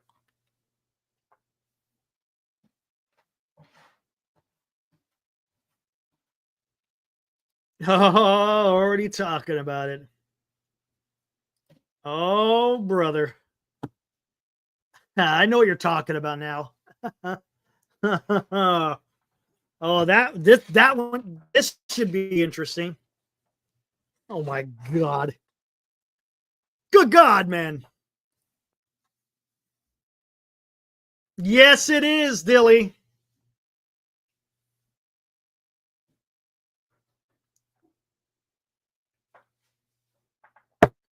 All right. It's that time of the hour. Let's throw out the link.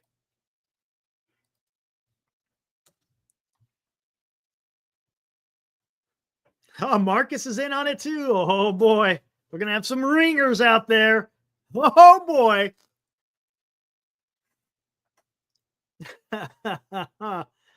Oh, geez.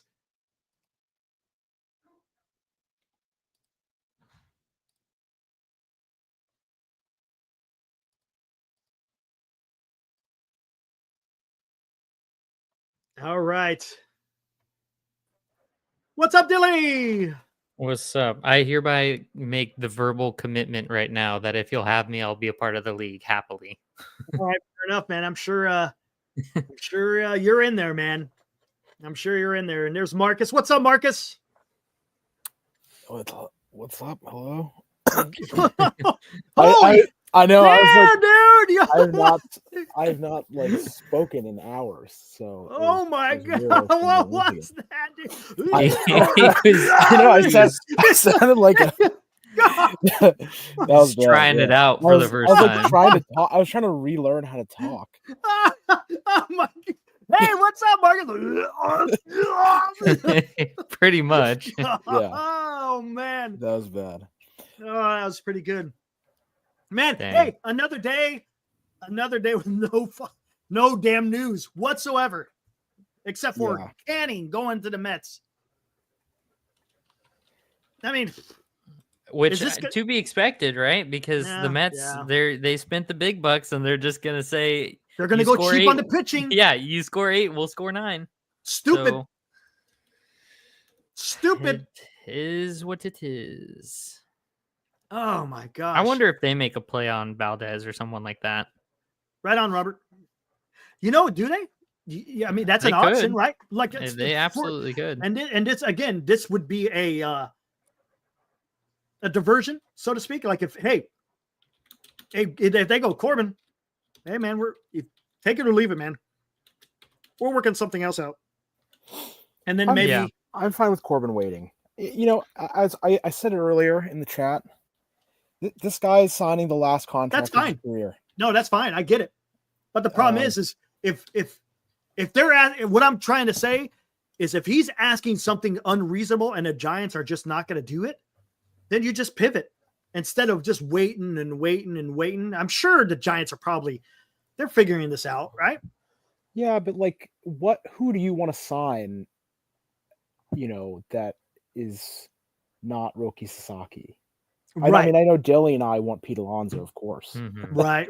But like, who do you actually want to sign that you see as part of this project that we're building? Roki Sasaki is the key. Yeah, honestly, but he's separate from all of this, right? He's not really part of free agency. Right. It's something totally different. Yeah, it's like something totally like he's like a side quest. He's a different game altogether. Like he's someone you'd sign regardless of whatever's going on in free agency. My question really is, okay, let's say, Burns gets the $300 million and 4 opt-outs or whatever from the Blue Jays, whatever it is. What do you actually want to do next? Who do you want to sign?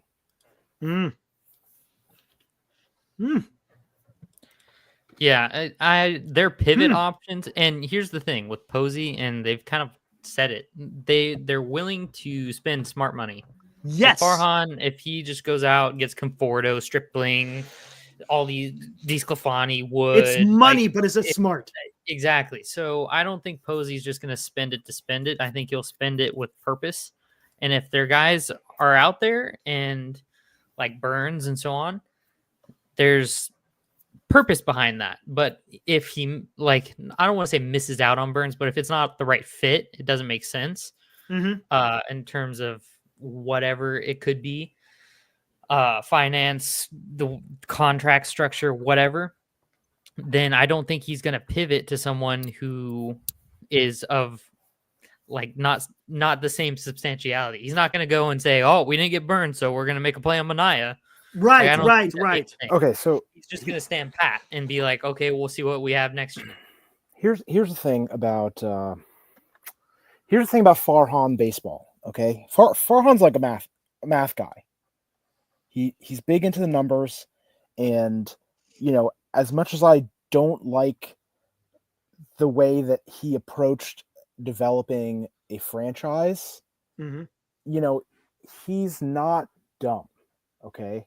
No, I never said he was a dumb guy. No, I'm not. But more to that point is that like, there's a lot of gambles that you take that are positive, that are that are supposed to, on average, be good for you, right? Like, and Farhan took a lot of these gambles, and a lot of them didn't really work out. And something that really bit him was that, he's making. I think his deals overall weren't that bad, if we ignored what actually happened, if that makes sense. Like just assessing the raw numbers of what the deal he made at the time he made them and not being results oriented, I think they were fine if we were playing like fantasy baseball. The issue is that he wasn't factoring the fact that, the Giants are a franchise that, as Posey said, we're making memories first. We're, you have an on-field product you have to develop. So the downside, the downside isn't just that the investment doesn't work out. It's that you're alienating your fans, 100%, and you're eroding trust in the franchise and the leadership. That's the problem. Yes. But the point being that like sometimes you do want to take these gambles, and sometimes it's okay to like. It's okay to gamble. It's okay to gamble if you're on average getting good value on it. Like something that really drives people crazy. Okay, like let's say there was a coin. Let's say there's a dice, right? A 6-sided die, standard die, and it costs $1 to roll the dice and call a number, and every time you win, you win $7. Mhm. So in theory, you should roll this die as many times as they let you, right? Because it's good value. You're going to win more money than you lose on average. You're playing the statistics of it. Right. And Farhan was good at that. But what he didn't realize is that every time you lose, you're losing more than that dollar. You're losing trust that you're, trust in your dice rolling abilities, even though you know internally with your models that you're making the smart bet, right? Other people are just seeing that you're losing money. Mhm. and fan, you have to understand the psychology of a fan. They just want to see you win. They don't care that you're making good deal. They don't care that you're penny pinching and making good financial decisions for the club. Like, that's the thing. And there you go. That's the crux of it. He's trying to make financial decisions for the club. Rather than going out and building a club to compete, you're trying to compete and also trying to do it on the cheap. And it just, unfortunately, it didn't work. I mean, look, I'm not going to say that Farhan is not a smart guy. The guy got a freaking PhD in economics. He's obviously a smart guy. When it comes to baseball, I don't think he was in his element, man. I think what he was able to see in front of a computer screen didn't translate on the field. It just didn't. And one thing that really upsets me about Farhan, not necessarily that. I mean, that is an issue, but the straight up lying that he's done. I mean, it's like, dude, you can't say this and then I'll go over here and do that. And he's done that on numerous occasions.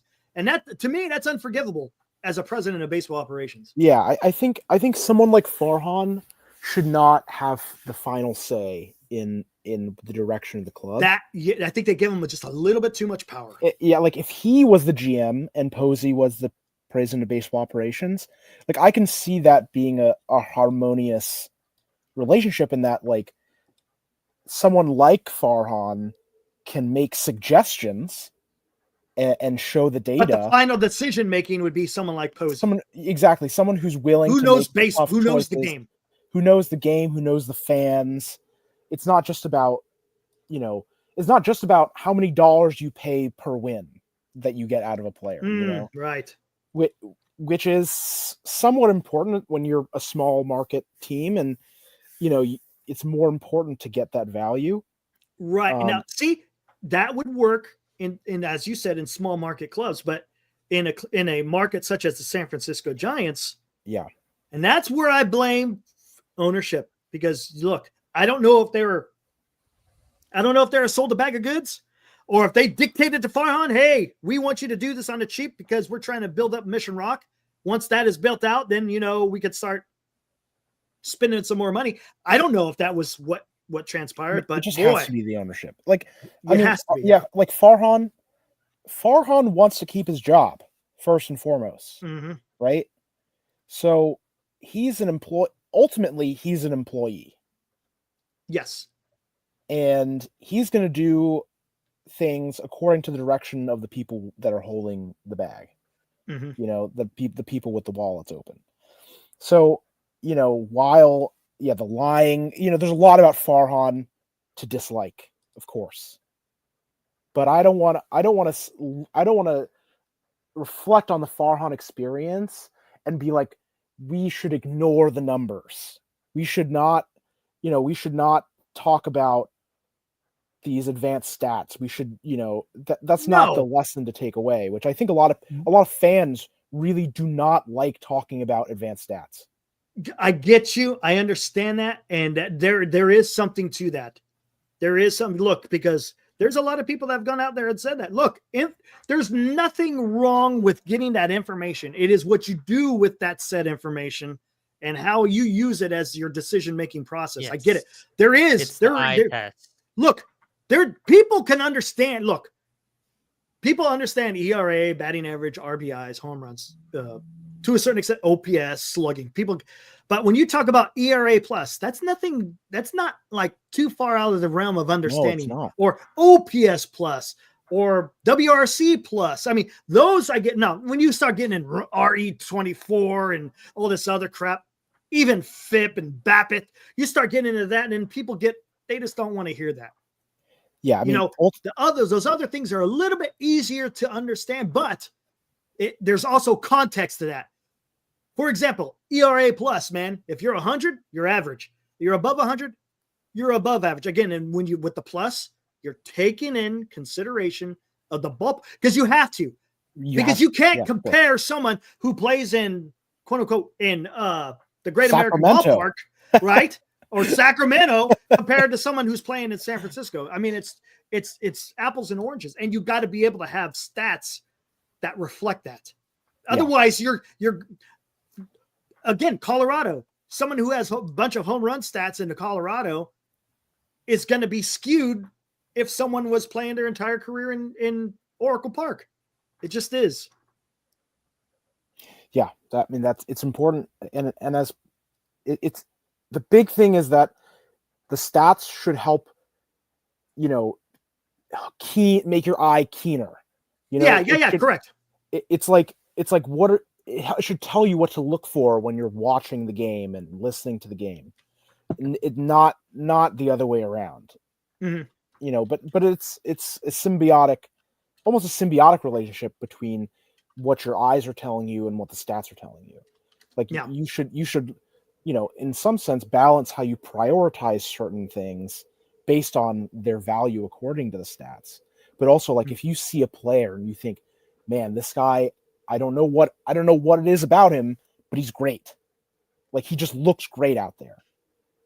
The stats can help you kind of explain and try to like rationalize why you think they're great. I mean, a lot of people, the thing I don't like is when people look at counting stats as that justification. I mean, I've been on this crusade against the counting stats for God knows how long. When people talk about RBIs, oh my God, that makes me, I get it, annoyed. A lot of people like RBIs, and I get it.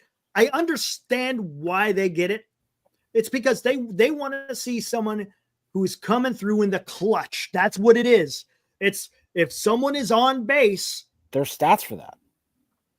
I know, but RBIs is just easier. You know what I'm saying? If someone is on base, somebody is knocking them in, right? Yeah. But the problem is a lot of the stats don't take in consideration there has to be someone on base to get an RBI, right? And so it's twofold. I get it.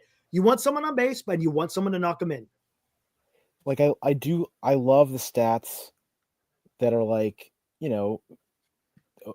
slugging or like OPS with runners in scoring position. That that like using those not super advanced but slightly advanced stats, and applying them to more controlled situations. That's nice. Yep. And I'm not Farhan's actions have not panned out at all. No, that is the thing. His decisions worked out horribly. But again, trying to not be too results oriented, looking, moving forward, I don't mind signing players that aren't superstars if, you're getting something out of them. So I don't want to, because a lot of people are really against that. But, there's only so much money. And sometimes, you want to use small amounts of money to gamble on players. Right. Now, Lou Skunk, I think he agrees with me. I don't think if I'm reading this right, he doesn't like the wins and losses. I hate them. I hate wins and losses. When you're talking, if the last thing I look at for a pitcher is wins and losses. Oh, I think Lou Skunk is disagree. Oh, that's nice. He says it's a counting stat. Yeah. And I don't like wins and losses. I hate it because it doesn't tell you the whole story. Look, you don't win a game specifically on the pitcher. Now, don't get me wrong. The But I pitcher think keeps he's you in it, disagreeing right? with that. I think the other guy's disagreeing with that. Oh, he does. Oh, he does. Oh, he does. Yeah, Like, I can't stand wins liked- and losses. I- I hate it. I hate When- wins and losses. When no, someone it's not says representative. when someone says, "Oh, but he only has 10 wins," I'm like, "Who cares if he has 10 I can't wins? stand it. I can't stand That's it. someone He played else's on a- fault and not yeah. his." He played Give on a me- suck balls team. Give me Like, ERAs. Give me freaking strikeouts. Give me your freaking how many your strikeout rate, your ball, your how many base on balls rate. I cannot stand the wins and losses. I hate it.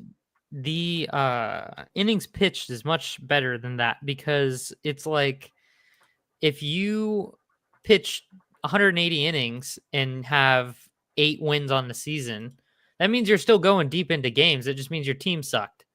It's like, it's not representative. Look at Garrett Crochet, for example. He absolutely dominated. Strikeout numbers were fantastic. Played on the White Sox. How many wins do you think the White Sox are going to give him last year? Right. Not any. So it's just not representative of a pitcher's success on the mound. Now, if you go out and you have 25 decisions and 15 of those are losses, that might be a different telling. I mean, yeah, at the end of the day, what matters the most? Number one, that you are presenting a product that your fans want to watch. Mm-hmm. Number one. And then number two, which is correlated, but not one-to-one, is winning games of baseball. Mm. So, you know, you don't want to be like the Astros. You know, they won a lot of games of baseball, but people freaking hate them, right? Like, number one is be loyal to your fans and loyal to what your fans want long term, and you know, about developing generations of fans, you know, getting new fans, you know, that's number one, because at the end of the day, it's entertainment. Correct. It is. But, you know, number two, obviously, winning games of baseball is what matters. Yes. Mm-hmm. That's what puts butts in seats, wins. Yeah. Back to the RBI thing. Go for it. When you guys were talking about that, it's similar in the sense to wins and losses for pitchers for me with RBI, because it's so heavily dependent on other people and position in the lineup, which is not in your control, and the team you play on, that it's like, it's really hard for me to take someone off of pick literally any team, the A's, the White Sox, the Royals from a couple years ago, the Orioles from a couple years ago, like, just not good teams.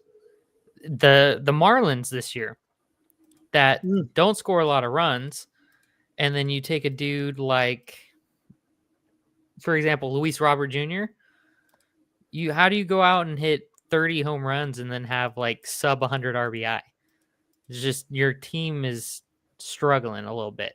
And so I look at the first thing that popped into my head was not only Mike Trout, but more specifically Brandon Belt in 2021 hit 29 home runs and had 59 RBI. That is a ridiculous spread. 29 of his 59 RBI came from his bat alone, came from him touching home plate. So, like, RBI is finicky. Sorry, I have to address the one thing. Team wins are not a counting stat. Team wins are just team wins are actually like the sum of pitcher wins and losses, right? And those don't really matter for assessing individual players.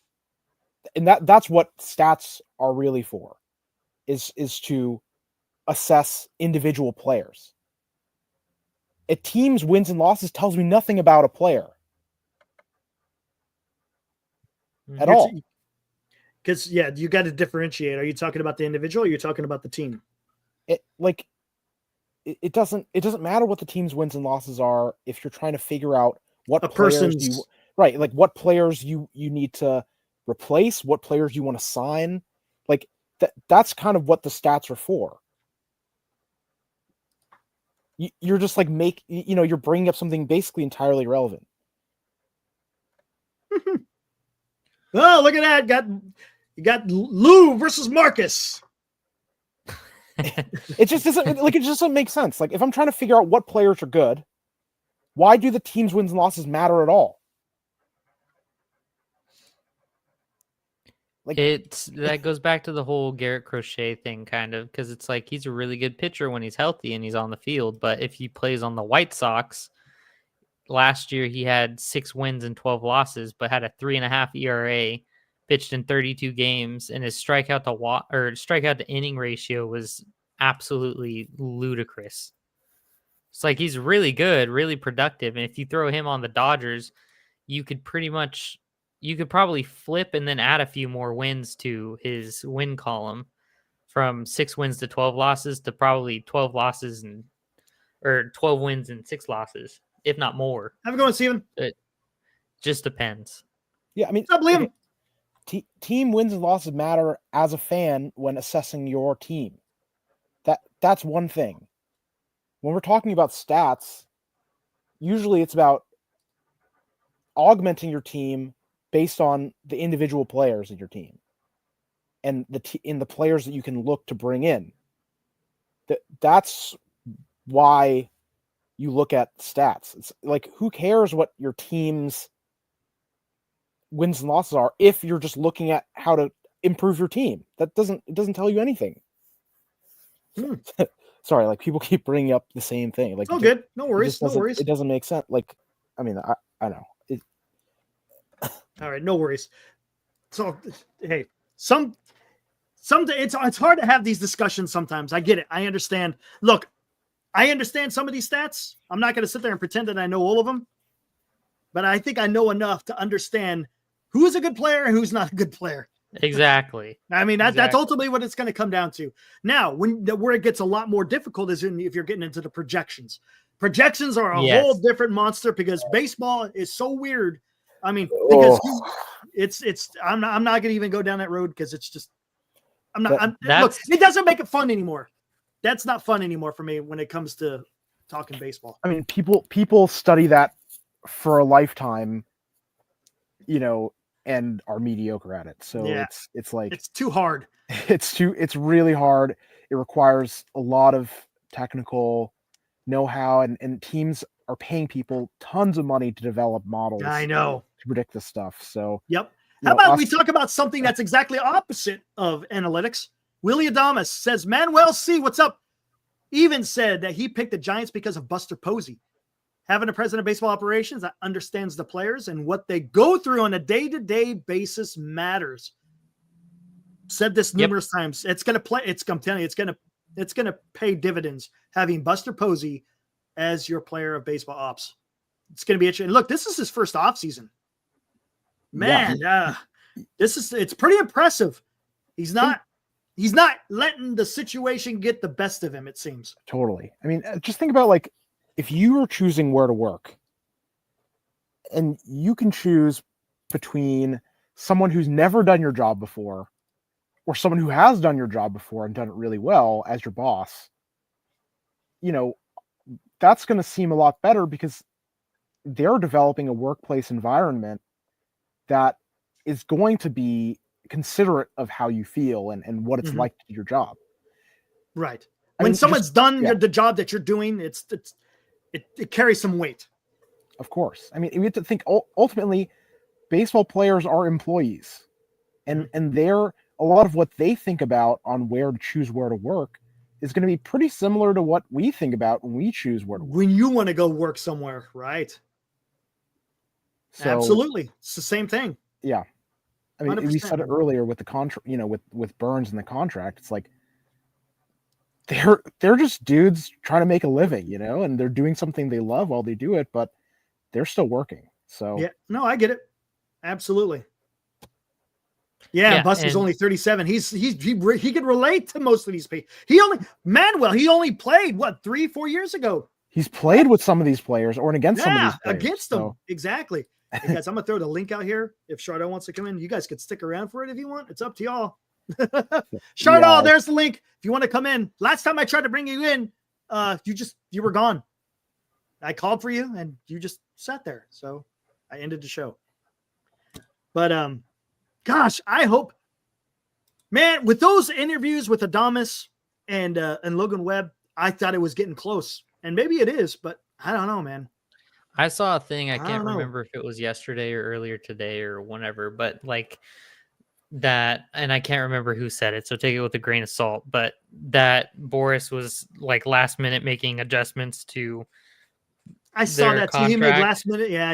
Yeah, and so it was kind of like, oh, prolonged it.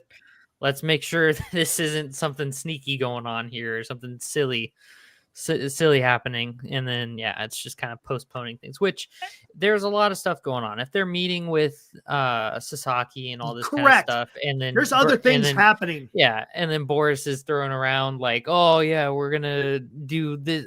We wanted to throw in a couple more incentives or something like that. And then Greg Johnson has to sign off on it and blah, blah, blah. All this kind of just nonsense. And Greg Johnson's like, I already approved the salary. Like, what else do you want from me, exactly. man? It's like, dude, just stop. Stop changing stuff. Just get it done. And I hopefully that's just not what it is. But it's just, come on, man. But again, to kind of piggyback on what you're saying, Buster Posey is just not sitting around not doing anything. He's perfect example. That picture they showed of LAX. Obviously, he was probably meeting with the representatives of Roki Sasaki, right? I'm sure that was what was going on. So he's got other business to take care of. He's not just, waiting for Corbin Burns and then going on. No, he's taking care of a lot of different things. And that's what you want him to do. I remember he said he was going to focus also. One of the big things he wanted to focus on was scouting. And it's not just about the team, the major league team you're going to field next year. It's about setting up your organization to be able to field a good team for years to come. True. So there's a lot more to think about than just, one guy. One guy isn't going to set you up for the next X, however many years at every level. And real quick, we talked about this before in an episode a couple of days ago. I think we definitely have a Jeff Berry effect going on. Because the guy was a freaking agent. He was Buster Posey's agent. He's now an advisor to Buster Posey. And I think he is telling Buster, hey, this is what I did as an agent. This is how it's going to go. He understands the lay of the land, so to speak. So Buster Posey knows exactly what he's getting himself into. So I think it was shrewd of Buster to be able to hire Jeff Berry to be his advisor to help him navigate these specific situations that he's going to have to face as president of baseball operations. I love it. Yeah, no, it was a great move on his part. Yeah, that goes back to the whole people picker thing that I was talking about earlier. I think he's great at that. Jason, here it comes. I knew this was going to start coming. It's almost been 2 to 3 weeks since getting the itch again. It's literally been 2 or 3 weeks since a free agent has done anything. All that's happened are freaking trades, man. That's it. It's trades. Yeah, the Mets signed a pitcher for $4 million, but whoop-de-doo. Come on. Which everybody, in a lot of ways, it's just no free agent. Ever since, what was the last free agent? Max Fried? Yes. And who else was it? Max Fried and somebody else. Chardon, I'm going to kick you out if you keep asking. Yeah, was it a pitcher? I can't remember. What's the dude for the Rangers? He signed. Oh, Evaldi and Fried. Yeah. I think those guys signed shortly after Adames, right? Or right around the same time? Right around somewhere around there? Yeah, it was like one after the other. So we'll see. But as far as free agents, man, there ain't nothing. You know what? I kind of like the fact that there's been a lot of trades over free agent signings, just in the sense that it shows that there's a bunch of clubs doing stuff. Mm-hmm. Like, it's not just total radio silence, and just if anything's going to happen, it's going to be on the free agent market. Because I feel like trades it's much more effort for a trade than it is to just pick someone up off the free agent market, I feel like, because you have to collaborate with other clubs and all this stuff rather than just the free agent and his agent. So it's kind of interesting, but also the impatience is definitely starting to set in. Oh, it is. But that, you know what, that happens. It's not just Giants fans. It's like this every year with baseball. Oh yeah, for sure. And it's just, it's a sucks, I will man. say on it paper, shouldn't take this long, because remember, 5 days after the World Series is done is when it officially begins. Yep, for sure. It's interesting. Back to the Blue Jays a little bit. Oh, Blue Jays. They're kind of like this season in particular, this coming season, it's kind of going to be interesting. If you look at their offense, I don't know much about the Blue Jays. I know they have Alejandro Kirk, which is your favorite guy of the whole world. Fire plug. Yeah. Oh, he's great. He's he's so funny. But you got him, but that infield's pretty serious stuff right there, because you got Bichette, Vlad, and Andres Jimenez now. So right. I don't know who they plan on slapping over at third, but that's a pretty good 3 out of the 4 infielders that you've got going on right there. But it's only temporary, because two of the 3 are gone. For only 1 year, yeah. Yeah, but even so, like for next year acutely, that's pretty serious right there. And then assuming that they go and they're not done in the offseason, they'll do some other stuff. But interesting. Yeah, absolutely. I was saying weeks ago, like before we had signed Adames, I was like, man, I would so much rather be the Giants right now than the Blue Jays. And people were like, no way, they have Vlad and Bo and whoever else. And I'm just thinking to myself, like, now looking back, like I was so right. They are just the bridesmaid to every single deal from the last like several years. Oh, it's bad. And I know, dude. Now it's like their clock's ticking with their players, and like, what do they have going on? Like they just, if they can't lure the big free agents, which a lot of them are gone, like a lot of the ones that they would have wanted to sign are gone. Mm-hmm. Yes. And they have Vlad and Bo and Dalton Varsho, and like, what are they going to do with them? Are they just going to miss the playoffs again and then let the contracts expire and then what? Now you really can't sign free agents. Right. Pray to a Canadian deity is what they're going to do, because that's all you can do. I know. The Giants are going to have needs that they're going to have to fulfill next year in the free agent market and or by bringing people up. The Blue Jays are going to have that times 10. So, and that's probably conservative. So it's going to be interesting for them. Exactly. I've always go ahead. No, you go ahead. Inconsequential. No worries. Chardon, I'll bring you in here in a bit. But what Senior says, tell me why the Yankees would not or would be in on Burns. I don't think they're on Burns. I'll tell you why. What position is Cody Bellinger going to play? Is he going to play both? First base and outfield? Or is he going to play one or the other? I think they need a first baseman more than they need an outfielder. Agreed. So he's probably going to play first base. Yeah. Yep. So they need an outfielder. They need a second baseman. They need a third baseman. They have Jazz. They have Jazz to play one of the. So Jazz is going to play third or second. Yeah, but then now you're getting sketchy in the outfield. Well, they have they just signed someone who would play center field, right? I don't think that I do not know. I know Jazz. I know they're moving. They're going to move Judge to right, which is the smart play. So they need who's going to be the center field and who's the left fielder. They have like their top. Verdugo can play left. Verdugo's not a Yankee anymore. I think he's a free agent, right? Yeah. And thank God for the Yankees. Well, never mind. But no, they have their top guy in the minors is an outfielder. I think he's going to be left field. And they got holes. Yeah, they do. They would be better off signing like Santander and Dominguez. Yeah, they got Dominguez. Maybe Jason. Is he going to be out there? Maybe Yeah. he starts. Okay, so he'll That's be that probably guy. your left fielder, or is he a center fielder? What is he? I'm not sure. I think he's a corner outfielder. So okay, left. So who's your center fielder? You could slap Jazz out in center Jazz. field. Okay, so you still need third base and second base. You still need the infield, yeah. Interesting. Yeah, for I don't know how they're gonna do that. Or because you Gleyber could Torres is sign, gone. yeah, you could sign a Santander or someone of the sort, outfielder, Profar, Teoscar, whatever, and then move Jazz to third or second. You could put him at second. Evil. 4 years. You're telling me they're gonna pay him $50 million? Come on, hey, evil. I'm about the biggest Pete Alonso fan there is out there. That's not gonna happen. That's not gonna happen for seriously. anywhere. You're gonna pay a pitcher $50 million a year for 4 years? That ain't happening, man. I guess it's possible Bellinger Burns. plays I thought that said center fielder. Alonso. My bad. No, Burns.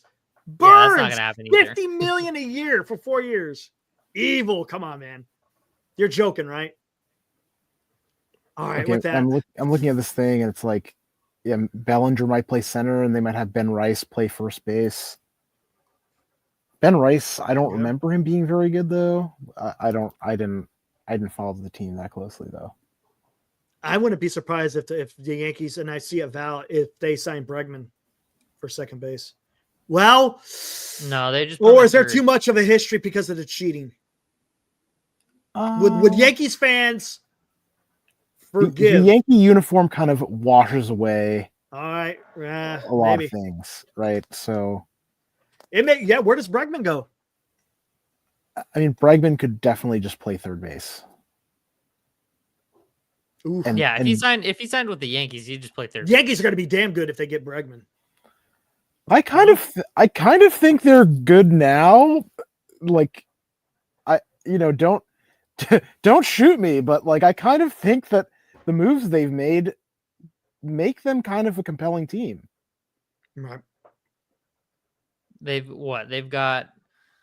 a closer Bellinger now, and they got Fried, and they got Devin Williams, and they got a closer to replace. And they got the closer. That's Clay right. Holmes. They got Devin Williams for the back end of their bullpen. So you replace Clay Holmes, you replaced Rizzo, and upgraded Rizzo. I guess you upgraded Clay Holmes as well. Yeah, like they just upgraded.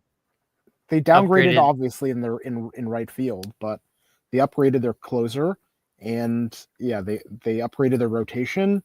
They upgraded their first baseman. Like, I don't know. Like, however, where's the big money that they spent? They've missed. Have they spent big money yet? I'm trying to remember.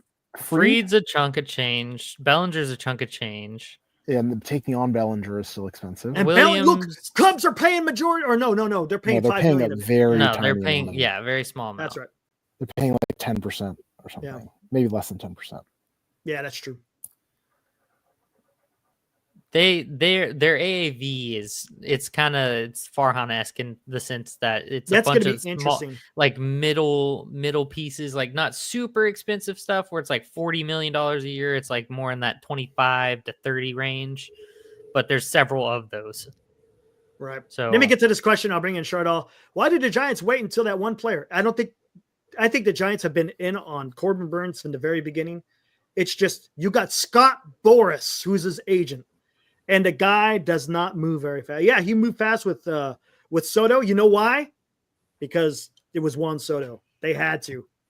They had to move quick on Juan Soto. All the other Boras agent or all the other Boras clients, though? They were all waiting on Soto. They're all waiting. Yep. But Burns is the biggest pitching free agent going into the offseason. And, all the other guys kind of made the market. Don't interrupt. All the other guys made the market for it, so now it's kind of Burns' world. Right, exactly, and it's crazy, and I don't understand what the hell is going on with that. But hey, Yankees lost Holmes, and who cares about those two? I mean, Holmes was they lost Torres as well. I mean, Gleyber, whatever. Yeah, it's like it's they still lost it's a hole Alex you still have to Verdugo. fill. It's still a hole you have to fill, though. It's the same conversation that we're gonna have about Flores and Lamont next year. It's a hole we're not losing like a substantial piece, but it's still a hole you're gonna have to fill. So it's like I mean, like Holmes and Nestor being upgraded into Freed and Devin Williams. That's a great, that's a great exchange. Those are things that they've upgraded, and yeah, they need a second baseman, and or a center fielder, and or a third baseman, but like they don't need that in order to compete for a playoff slot. I think they are very comfortably already a playoff team. It's just a matter of like, are they going to be able to make it back to the World Series with this roster? Probably not. Gotcha. Real quick, shout out before we get into this. And Eric, I saw Eric L. He talked about this yesterday. Why haven't the Yankees introduced Max Fried yet? Oh, I didn't realize that. I think they just made it. I thought they did. Yeah, Did they? There was Max Fried in a Yankee uniform pictures today. Yeah. Oh, there was. Oh, so it was today. Okay, so they That's finally what I'm got. Okay, thinking. finally. Okay, because that was a while. Oh, yep. Yeah. Thanks, Manuel. Thanks, Rock. It was Thanks, 12 William. hours ago. Today. Wow, that was wonder what was going on. Anyways, I'll link you. Charlotte, what's up, dude? How are you? Doing well. What you up to? Just great being on the show. Awesome. What you got, man? I love. I'm having how's hey Marcus? Hello. How are you doing? Good. Just probably gonna go to sleep soon. Eric, but I think Dilly and Marcus bring a lot of energy to the show. Yeah, man. I like hearing what they have to say. I like awesome. hearing what they have Good to say. It's nice to kick things around. That's what baseball's over. It's Jardal. Baseball is a conversational sport. It's about just talking. Everybody has different opinions and different ways that they want their teams to be put together and what they value in certain players. Hey, man, that's what baseball's about, right, Jardal? Baseball is all about connecting. Hey, I like that. Yes, correct. Dilly, so what are your thoughts on the Giants getting Corbin Burns? I think it's News gonna to me. happen. I think it's gonna happen. when did that happen? Eventually. What quality, if the Giants do end up signing Burns, what kind of quality do you think he's going to bring to the organization? Pitching. I think he's going to be a dog on the mound. I think he's going to be an innings eater that we need. And then I'm hoping that he's good in coaching up the other guys like he says he's going to be. I think if you have Webb and Burns just going back and forth with one another, I think the clubhouse presence is going to be what Posey's most attracted to, which is that's just the shtick. And I love that because that goes back to the eye test intuition thing and just knowing like some guys have it. Some guys will go out there and be out there every single day and just be that backbone. And I think he can be like Webb is that backbone in the pitching staff, the rotation right now. If you add another one of those, it's just 10 times better. Holy I don't know crap. how many of you guys played team sports growing up, but energy is infectious. So 1000%. like having players that really want to be out there and really encourage you to play well makes everyone play better. But the opposite's true too. If someone just has a crappy attitude, that brings everyone down. Yeah, they just quit. Yeah. So, looking for that in players is something that's not really reflected in the stats and something that you only learn through watching the guy play and talking to him and seeing what his teammates say about him. So that makes me way more excited about Burns and really happy with the Adama signing. Yeah, clubhouse absolutely. Poison. You don't want the clubhouse. You don't want the poison. And I want people playing the card games in the I was literally, you took the words out of my mouth. I was going to say that was the epitome of what Jock Peterson was. Like literally that to me, I think he might be a great guy. Don't get me wrong. I think the vibe and he strikes me as the kid that when no one's watching is sneaking candy bars and that kind of a thing. He's like the Joker. Like he's like the court jester. And I was looking at some splits earlier today, and something we knew already. But man, is he good against left-handed pitching? Sorry, against right-handed pitching. Right-handed pitching. Yeah. Man, does he crush right-handed pitching? Like the stats are crazy. But Eric, I used to play sports in high school. Cool. I played football and I ran track and field. Right on, man. Good. So what do you think's the next step here? Do you think the Giants sign Corbin Burns, or what do you think? You think they're in on Roki Sasaki? You think they could be able to get him? Eric, I'll answer that question first. Go for it. So I would, as a Giants fan, I would really love for us to sign Corbin Burns, but I don't think it's gonna happen unless we trade somebody in exchange for him. No, he's a free agent. You don't trade for Corbin Burns. So as a Giants fan, I would love for us to sign him because I think it would add to our pitching rotation. Yes, it would. And as Ibrahim eloquently stated, the arson known as Judge has paved the way to feel the Burns. How about that? I like that. That's actually pretty good. All right. Okay, where are we going to go? So, yes, let's sign Corbin Burns. What about Roki Sasaki? You think the Giants are in on Roki Sasaki? Can they get it done? I had a question on that front. Yeah. Shardal? Roki? Yes, no? So as a Giants fan, I mean, I would really love us to sign Roki Sasaki, but I'm really worried that he's going to be a Dodger for life. Things are going in that direction. What makes you think that? Because the Giants and the Dodgers are the only two teams that could sign Roki Sasaki. No, all 30 teams have the same chance of signing Roki Sasaki. So Marcus, so if the Giants do end up signing Sasaki, what do you think he would bring if they do end up making that move and end up bringing him to the Bay?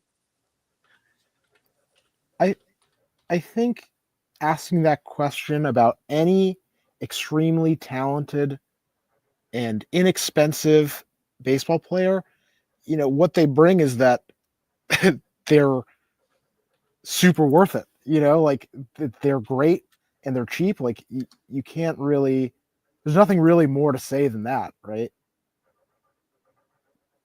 There's talent and it doesn't cost you a lot. It doesn't. You should do that. Literally nothing. You should do that anytime you can. That's what he brings. Yep. Dilly, you said you had something you wanted to talk about with Roki. Yeah, so I know the consensus is that he won't sign until late, but does he have to? No. Like, if tomorrow, if you decided this is my team and this is where I want to sign, he could. Well, there's nothing that says he couldn't.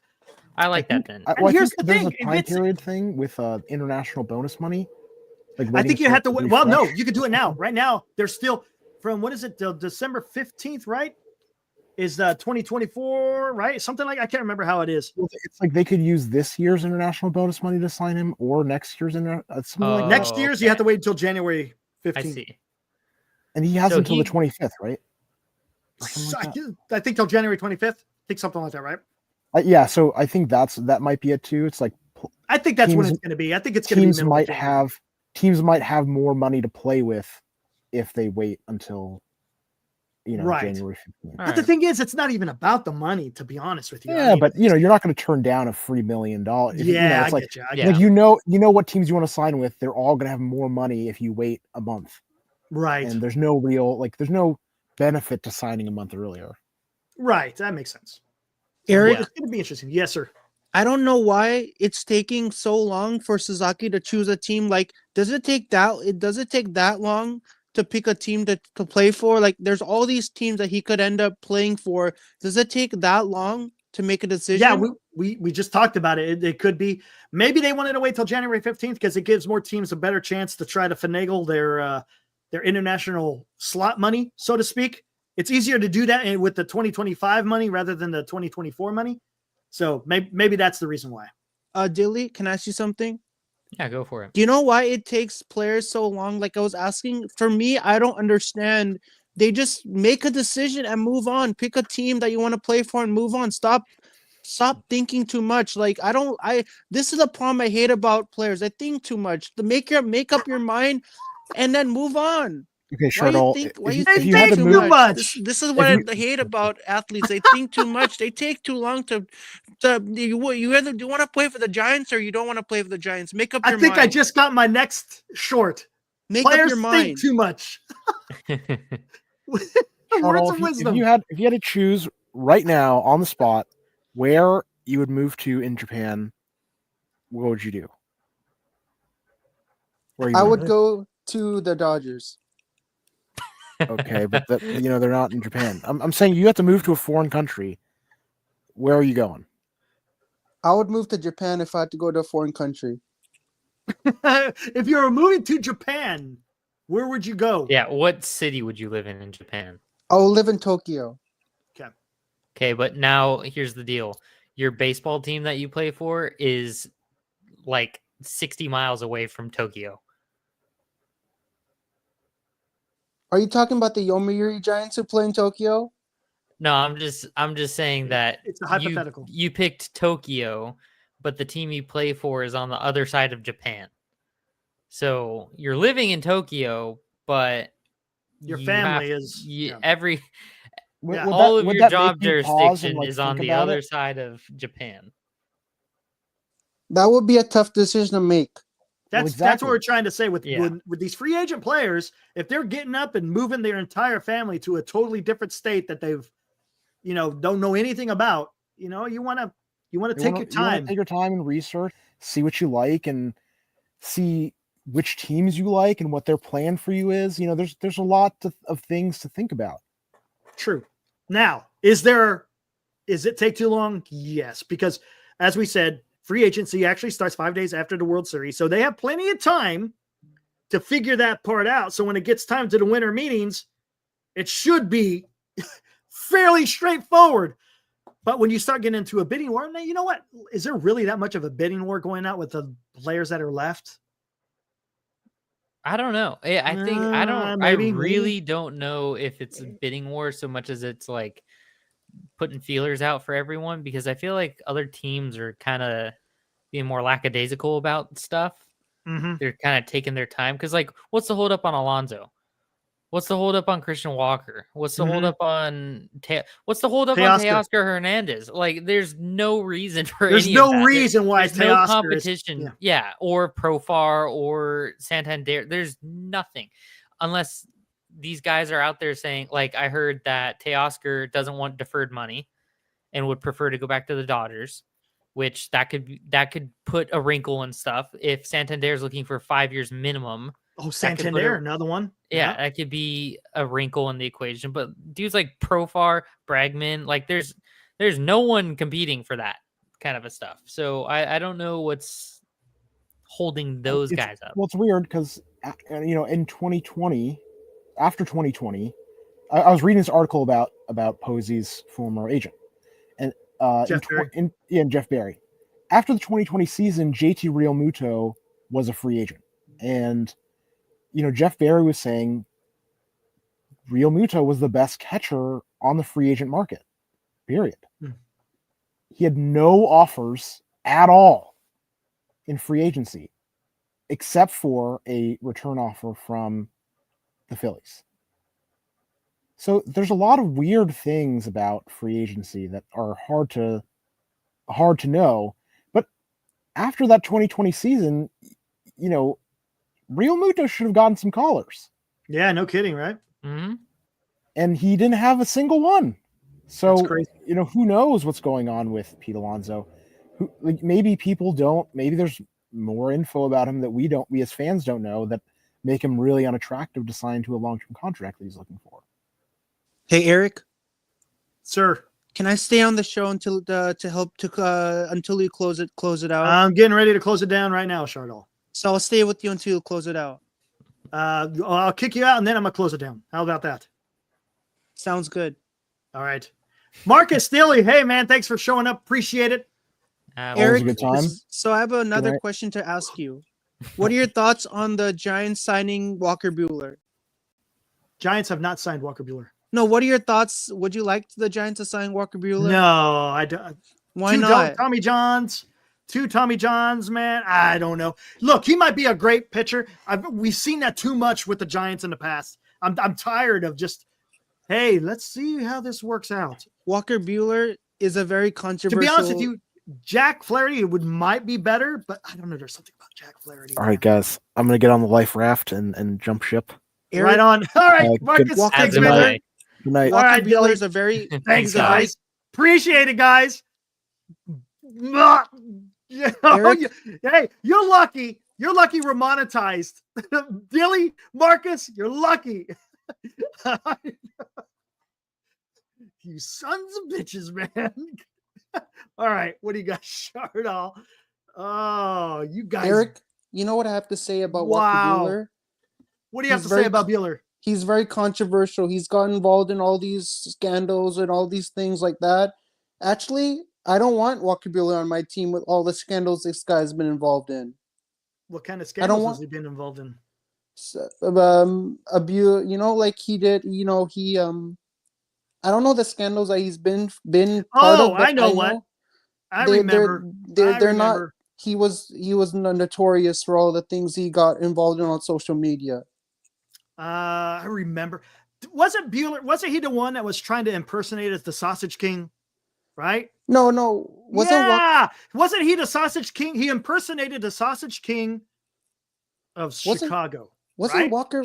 Hey, wasn't Walker Bueller the guy who was impersonating the sword celebration, Japanese sword celebration? No. Bueller, he impersonated the Sausage King of Chicago. Oh, I think the player that I'm getting mistaken for was Trevor Bauer, the guy who did the sword celebration. You're thinking of Bauer. No, look, Bueller.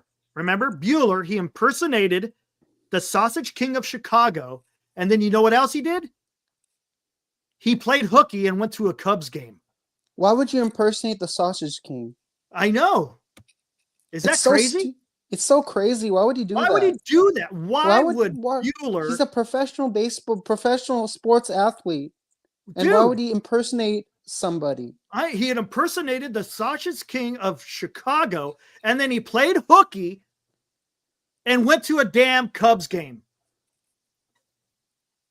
Did you know that? I didn't hear about that. Thanks for bringing that up to me. Yeah, dude, I can't. It was all over the news. It was incredible. And then you know what else? What else? Oh, what was that? I'm trying to remember. Oh, what's his name? What is that famous singer in Las Vegas? What was his name? Gosh, Wayne Newton? I can't remember. Wayne Newton. Wayne Newton. He impersonated Wayne Newton. Can you believe that? Why would he impersonate Wayne Newton? In a parade of all places. Why would he impersonate Wayne Newton? You ask me, that guy's a psycho. He's a psycho. He impersonates the Sausage King of Chicago. He goes to a Cubs game and then impersonates Wayne Newton. Gosh, dang it. Oh, we lost Shardall. What happened to him?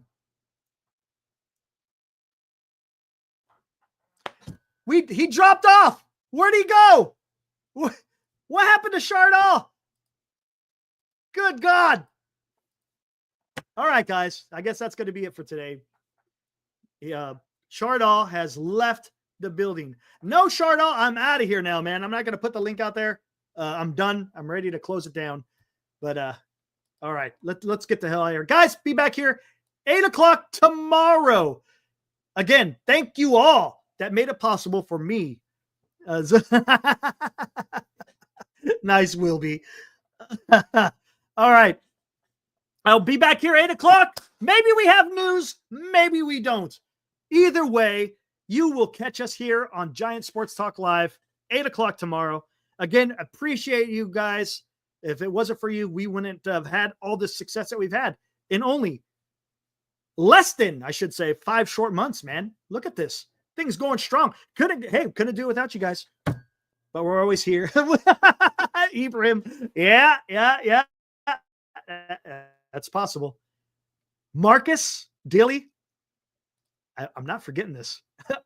I'm not forgetting this. All right, guys. See you tomorrow night. Enjoy the rest of your night. Woo!